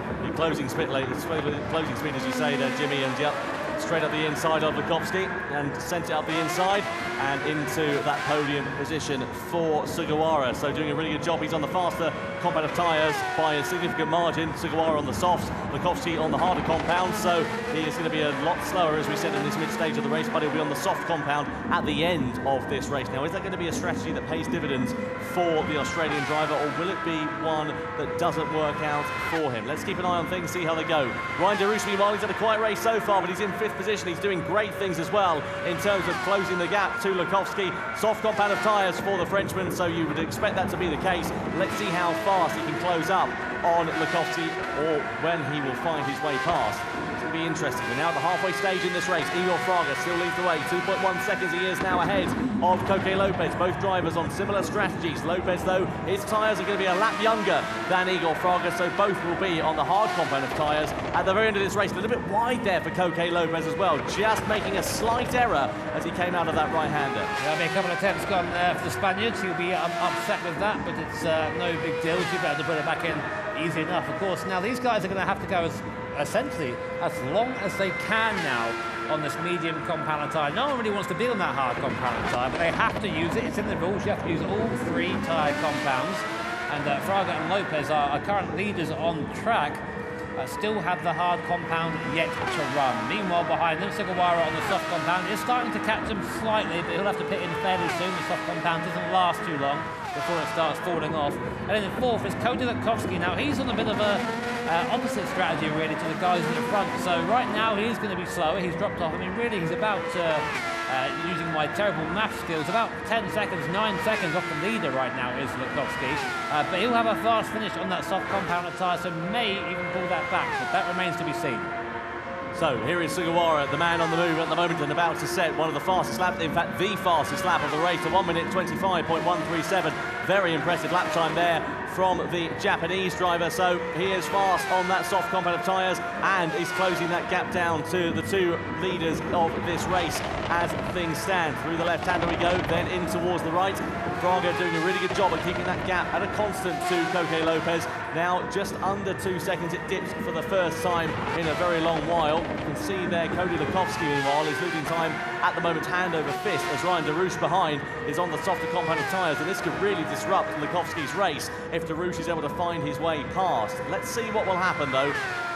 Getting close is one thing, as we know, but getting past is quite another. Luckily, in these cars, there's quite a big slipstream effect. So if you get up behind the car in front, it's quite easy just to tuck in behind them, use the toe, and drop by. Of course, cars with more aero kind of punch, or they disturb the air more, so to speak, than the kind of conventional saloon car. So following one of these cars is well, it's worth a lot of speed down the straight. So there you go. There is the gap visually then. So you have Fraga, Lopez, Sugawara, who is just putting onto the back of these guys on that soft compound of tyre. Now, what Sugawara really needs to do is get ahead of these guys and disturb them a little bit. Just maybe force them into a mistake. Don't think too much about lap time. Just get them disturbed, because at the moment they're on a great strategy. Sugawara is kind of the one who's going to be off strategy. He's going to be going onto the hard tyre at the end. So he needs to really get up there, get in there, and just mix it up a bit, really. Absolutely. Ryan Derouche, meanwhile, has called it quits on that soft compound of tyres. He goes into the pit lane for a set of new boots. His final pit stop in this race, it will be a medium set of tyres on board his Red Bull X 2019. Here, though, are your three leaders in shot for the first time of our scene. There are the Japanese commentators, Yamada-san on the left, Nakajima-san on the right-hand side. They'll be rooting for Tetsuya Sugawara to do a good job and try and disrupt these two race leaders. The Spanish commentators there, I wonder who they're rooting for. You can see the Spanish flag around their neck, and the German commentators here of Mikkel and Florian, who are very, very excited to be here. Shame that their nation is not being represented in this Nations Cup final, with the disappointment for Mikhail Hazal. Igor Fraga holding on to that race lead. It's come down over the last couple of laps, now down by 0.3 of a second to 1.7 seconds is the gap between himself and Coque Lopez, who seems to have found a little bit more speed, but the man who's on the charge, Tetsuya Sugawara, could be ready to upset the apple cars here, and if he can get himself ahead, if he can force them into a mistake, he'll not only be ahead on the road, but he could be in a very good contention here to challenge for this race victory. So watch this. Sugawara now will have a little bit of a toe coming down the main straight. Will he be staying out on that soft compound tyre? He is for now, yes. So watch that gap come down on the left-hand side of your screen, down by 0.3 of a second, nearly 0.4 of a second coming down the T1, nearly touching 300 kilometers an hour, and then machine gunning back down through the gears. They have to be so quick on the downshift in this thing. It accelerates almost as quickly as it decelerates. And now on board with Tatsuya Sugawara, both in the game and on the left-hand side of your screen, taking a couple of bites at the turn into the corner, but otherwise looking very calm and collected. So you have to also be careful when following someone in front, because although you do get a little bit of a toe coming down the straight, which of course benefits your straight line speed, you also end up getting a little bit disturbed through the faster corners using the dirty air. So it's a bit of a double-edged sword getting close to the guy in front, but again coming down the straight, gaining time, down to half a second, not quite close enough to make a move right now, but it's all about setting it up for the last part of the lap. In towards that left-hander and into that final part of the lap we will be coming towards now. So let's see whether Sugawara can make a move. It will surely be at the start of the next lap. And let's think about when Lopez and Fraga are going to be pitting once again. They're on that medium compound. They're going to have to change over to the hards before too long, and they're going to be slow, don't forget, on this last part of the race. Into the left-hander we go, onto the straight we come for the 13th time of asking out of 20 here in the grand final for the Nations Cup. Through the right-hander kink and onto that start finish straight, and surely Sugawara is going to have the slipstream. I don't know if he's going to be close enough though. He's in the slipstream with Lopez. Lopez defends his line, but surely Sugawara is going to think about it. He's very close indeed. He's closer than he's been. He dives towards the inside, but Lopez shuts the door on him. He doesn't allow an opportunity as Lukovsky and Mangano pit. Not quite close enough. I mean, he was almost there, but I think what he's trying to do there is just say, hey, look behind you, you know, just try and distract him a little bit as opposed to actually go for the move seriously. Fraga had a terrible first sector. The gap now down between the top three, down to a second. And Sugawara now looking very, very handy in this. Now, if you are Sugawara, what you want to do now is go as long as you can, if it's possible. Try and match these guys on the medium. Keep that soft tyre alive for as long as possible, and then go on to the hard at the end, because that way it's an equal playing field. Here we go, then coming the hill. Lopez now looking to the outside of Igor Fraga, who goes defensive, looks around the outside, The top two are now side by side. Fraga keeps the position on the defensive one on the inside, but that allows Sugawara behind to get even closer. So now this battle for first has come alive with what seems to be a mistake for Fraga in the first part of a lap. So this is very close indeed. So the top three leaders in this race at the moment are running nearly nose to tail. You can see Igor Fraga there. His characteristically smooth driving style is helping him out here, but that gap, as you said, Jimmy, came down quite significantly over the last lap or so. He's building it up again as Coque Lopez had a little bit of a slide going out of that penultimate corner, and you can see Sugawara is going to be challenging against Coque Lopez for second position. He's in the slipstream. We're going to go over the brow of the hill through that left-handed kink, and surely Sugawara is going to look to the inside, but again, not close enough. Doesn't even think about chancing a move there against these drivers. I think are gone on that now, Tom. I think he's now really starting to struggle, get those tyres working the way he wants them to, so he's just trying to stay behind Lopez. I say that, he chucks it up the inside. Maybe I should just quit this whole commentary gig, Tom. There he goes, but now they're side by side. Lopez fighting back there. Sugawara is forced off into the grass. These things really don't like the grass, I can tell you that now. And I thought that was a move made there, but I think that really caught Lopez by surprise. Sugawara just kind of just chucked it into the corner. The door was open, he walked through it, but then Lopez forced him out wide on the exit and defended the position, which luckily for Igor Fraga has given him a bit of a breather. Hard but fair defending there from Coque Lopez, exactly what he needed to do, exactly what he wanted to do. And as you said, Christmas coming early there for Igor Fraga, just allowing him a little bit more breathing space out in front in the lead of this race. Now, when are Fraga and Lopez going to pit? Are they going to go for the same strategy? Are they going to pit on the same lap? Or is it going to be a little bit different from either of them? Will they pit on separate laps like we saw last time? Will Lopez be the first driver to blink? My guess is the hard tyre is so slow that Lopez will use that one lap advantage he had on the fresher tyre and maybe try and make it go further. Though doing stuff like that, getting the car sideways, is not going to help conserve your tyres. Let's see what happens. So Fraga there comes in. He's going to dive into the pit lane for a set of new hard tyres. So there goes Fraga. Lopez goes for the extra lap. Sugawara comes in, so he's going to try and match Fraga. That's really interesting. So what might happen here, this is definitely a possibility, if the medium tyres for Lopez are just gone at this point, we might see Fraga and Sugawara go past on the undercut. This is going to be very exciting indeed. Sugawara has to take on fuel though, so his stop is going to be longer than Fraga's, so it's going to be a bit of an interesting one, that, because he will come out with more of a gap to make up to the Brazilian. Sassuolo also in the pit lane there as well. He makes his final stop and goes from the medium to the softer compound of tyres. Meanwhile, Matt Simmons also in the box from the hard to the softer compound at the end of this race. Let's see what their pace is going to be like and see what charging they're going to be able to do. Coque Lopez, though, needs the lap of his life at this stage. He's got a 17-second advantage over Igor Fraga. That's not going to be enough to have a pit stop in hand. There is Fraga, back out on track, back out on the harder compound of tyres. The advantage that he will have on this harder compound of tyres, the only advantage he will have, is he'll have one more lap of experience of understanding that car and a lap of heat in those tyres as well. He won't have to spend a few corners getting it up to temperature like Coque Lopez will. So, through the left-hander we go, down in towards this final corner on the lap, penultimate corner on the lap, and then into the final right-handed kink. So surely this is when Lopez is going to pit. He's going to have to. Those tyres are going to be second-hand at the moment. Lopez coming out through that final corner now, and surely he will be going into the pit lane for his final stop, and indeed he does. So Lopez into the box for the last time onto the hard compound of tyres. So here it is, the decider. Who will come out in first position? There'll be a little bit of fuel going on board there, I think, for Coque Lopez as well. So what is this pit stop going to bring to this race? Igor Fraga out, Cody Lukowski on the soft compound of tyre. He's charging as well. Out comes Lopez. Will Fraga retain the lead? Look to the left of your screen. Lopez is out ahead of Fraga. That was a bad outlap for Igor Fraga. And in the background, here comes the Brazilian now, but Coque Lopez inherits the lead. And now it's a 3-lap sprint to the line. Look at the background though, Tom. Lukowski on the soft compound of tyre is only 4 seconds behind this. And I tell you what though, Sugawara has lost out massively here, having to take fuel on board in his final stop, Jimmy. He was battling potentially for the race lead a couple of laps ago, but Lukowski and Derouge, who are on the soft and medium of compound of tyres respectively, have managed to leapfrog the Japanese driver. And look at the Spanish commentators of Ricardo and Alberto here. They are full of passion and full of vigour for the man who is leading the race, of Coque Lopez.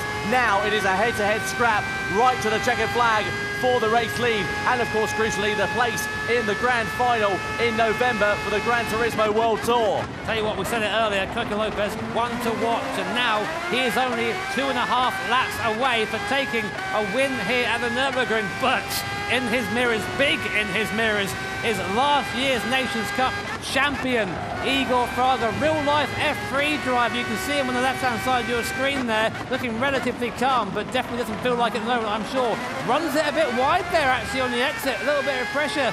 Eagle is coming under, and the gap now at about a second. We have a little bit of slipstream down the straight here, but not enough to challenge into T1. Meanwhile, Cody, that gap has come down by 2 seconds on that lap alone. So this is going to turn into a three-way scrap for the win here. Look, he's back in the background. Look how close he is now. Here we go, Tom. Another race coming down to the wire. 2.5 seconds is the gap to Igor Fraga from Cody Lukowski. So let's see what he'll be able to do. He's going to have a good pace advantage, as you say there, Jimmy. It's about 0.7 of a second a lap, if not a little bit more, for the Australian driver. Lopez leading the way. It's about 1.5 seconds, in fact, is the gap between those compound of tyres from the hard to the soft. So surely Lukowski is going to be in the pound seats here in these last 2 laps of racing in the grand final at the Nürburgring, being held here at the Sardinia road course. So Fraga versus Lopez is what we thought we'd see to the checkered flag, but Lukowski has cut that gap down by 1 second over the last couple of corners in this first sector alone. You see Lopez weaving from side to side, just trying to break the toe to Igor Fraga. That's pretty much what happens here. These cars are really effective in the toe, and now Igor is right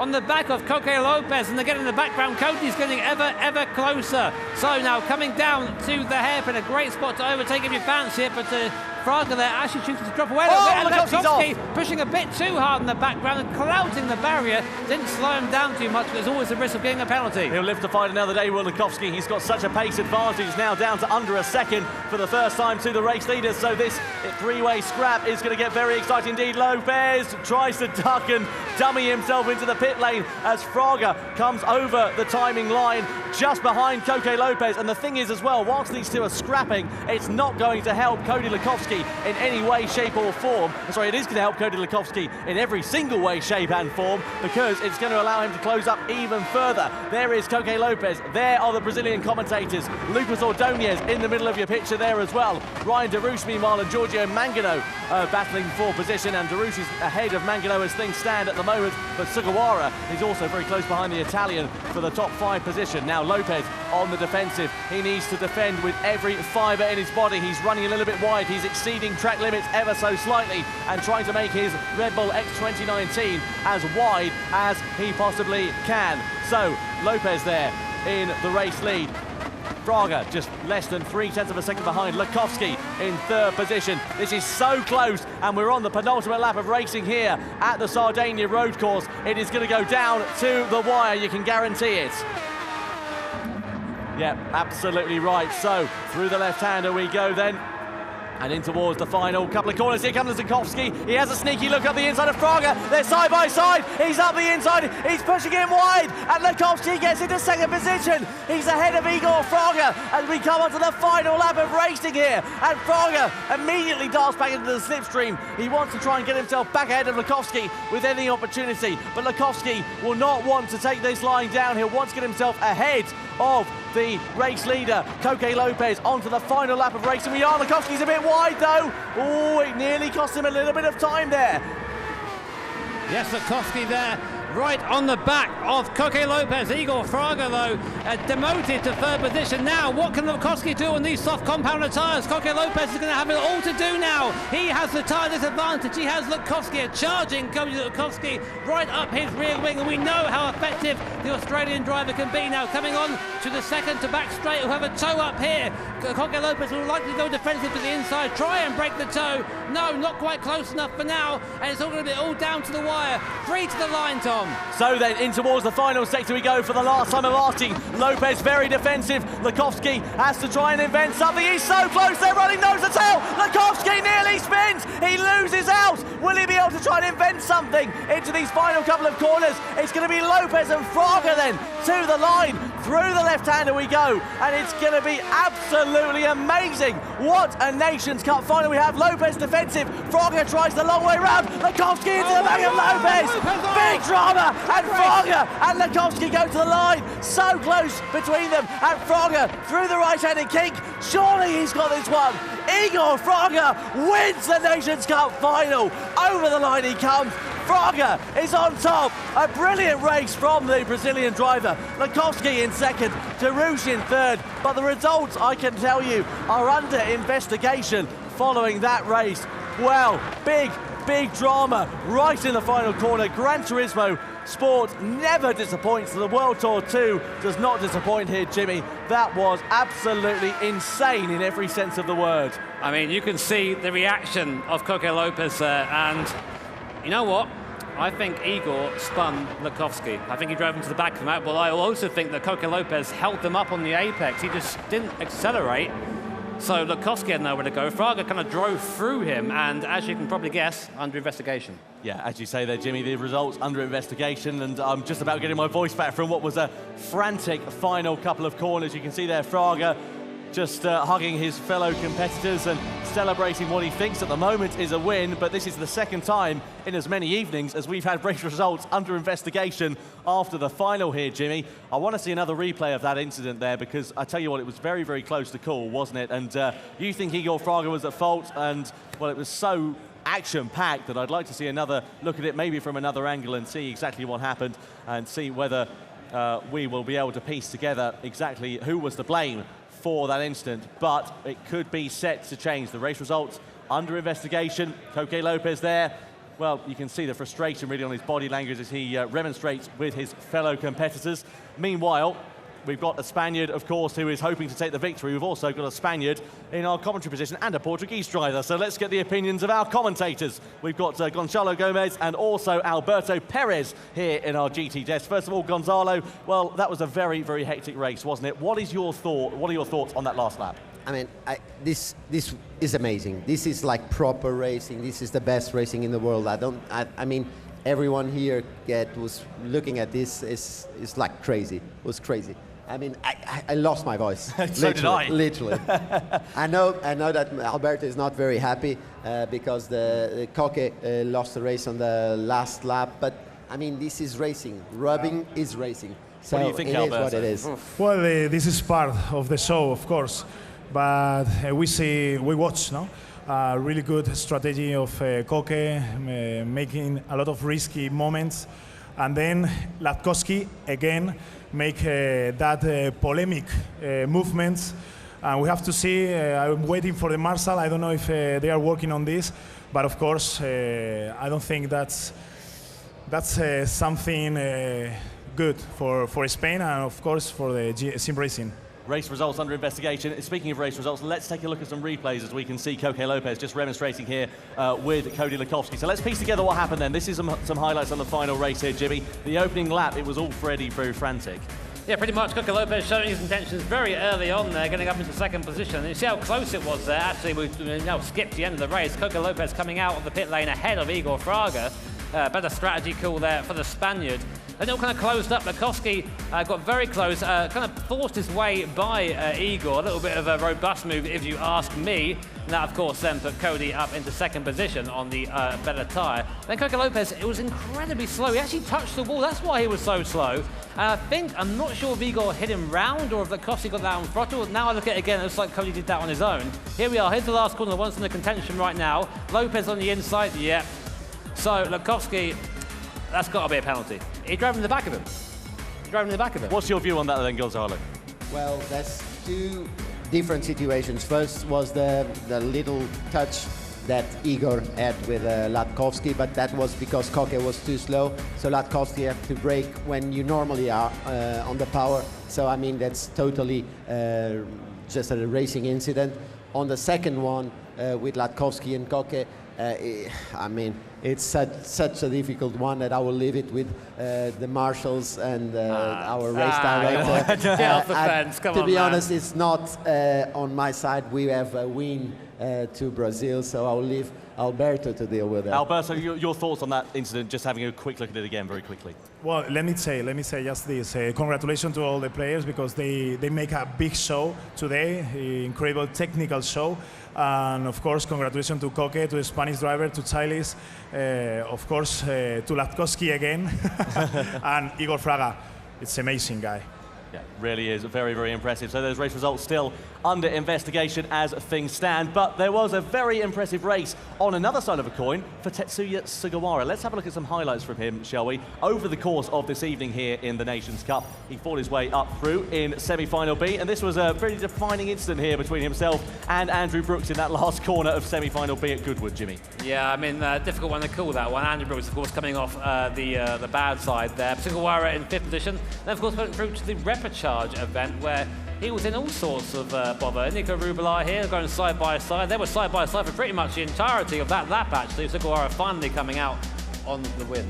Well, let's have a look and see what our commentators think of it. Alberto, what are your thoughts on Sugawara's driving here? It's really impressive to see. Well, we saw the face of Nico so injured, no?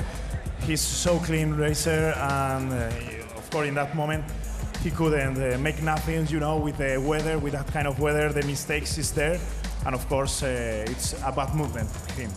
Very, very impressive result, though, for Sugawara. This was in the grand final, you can see. Didn't really go his way here, Gonzalo, but nonetheless, he's put in a very good performance here tonight. Yeah, amazing. The speed that he showed on this final race was just like outstanding. I mean, we were so worried about it, and it was just like a strategy that took place in the last stint. So he took a little bit more on the change of the tire change. So we were kind of breathing a bit and thinking, okay, well, at least this is one less competitor to fight with Igor to the final. But I mean, the speed that he showed was just amazing. It really was very, very impressive. So we can now tell you that we've got final results on screen, and here are the final race results. So Igor Fraga does take victory here in the Nations Cup tonight. He was given a 1-second penalty. Cody Lukovsky there, though, in 2nd position. Well, where is Coque Lopez, you might be asking? He finished on the podium, didn't he not? Well, actually, he finishes down in 6th position, having been given a 5-second time penalty at the end of that race. So your podium in the Nations Cup final is Fraga, Lukovsky and Ryan DeRouche there. Jimmy, what are your thoughts on that? What do you think about the steward's judgment there? Oh, tricky one, that one, isn't it? I mean, what do you think, Alberto? Your boy down in 6th position. What do you want me to say? Come on. From 1st to 6th, I'm not going to say nothing good, so I'm sorry. I prefer not to answer that. What about yourself then, Gonzalo? I mean, interesting race, stewards judging that call. Do you think it was the right decisions they made?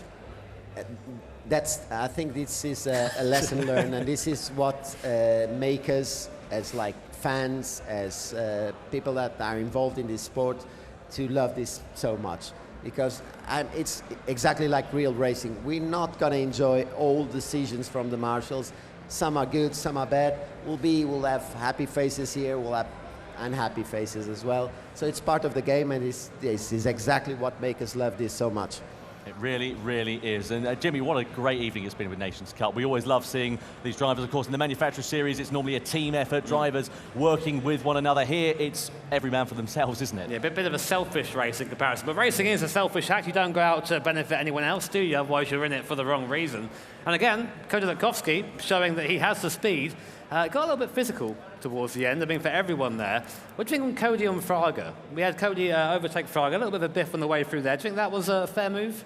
I mean, I think it was racing. Racing is rubbing, rubbing is racing, so it's part of the game. I think they were quite fair, to be honest, and quite, the fair play was there.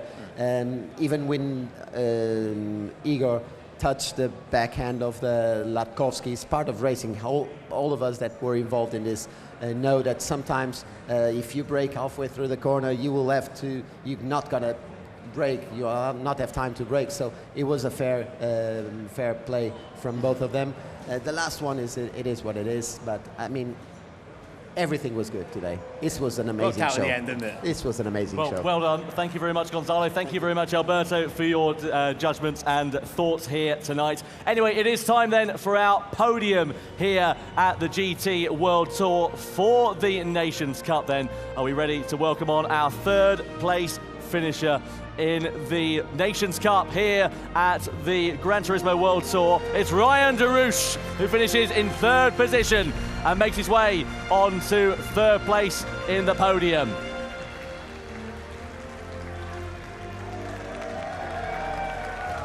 In second position, it is the Australian Cody Lukowski.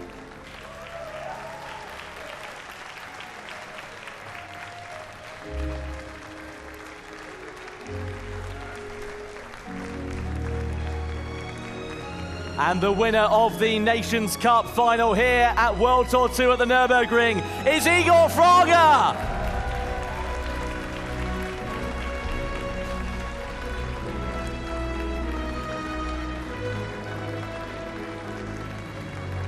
Ladies and gentlemen, please be upstanding for the national anthem of Brazil.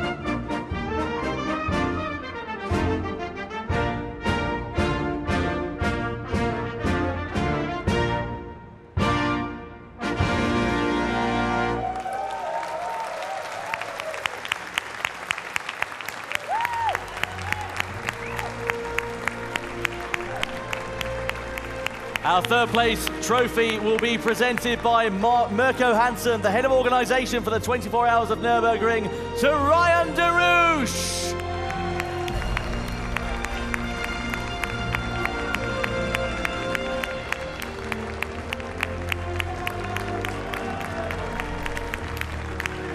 Our second place trophy is presented to Cody Lukowski by Dr. Hans-Gerd Ernser, Vice President of the DMSB.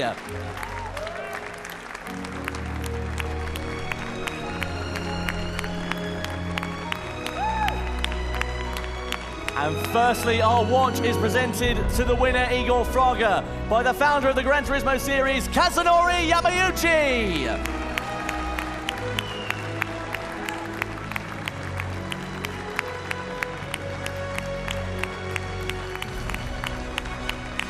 And now the trophy presented to our race winner, Igor Fraga by Kazunori Yamauchi.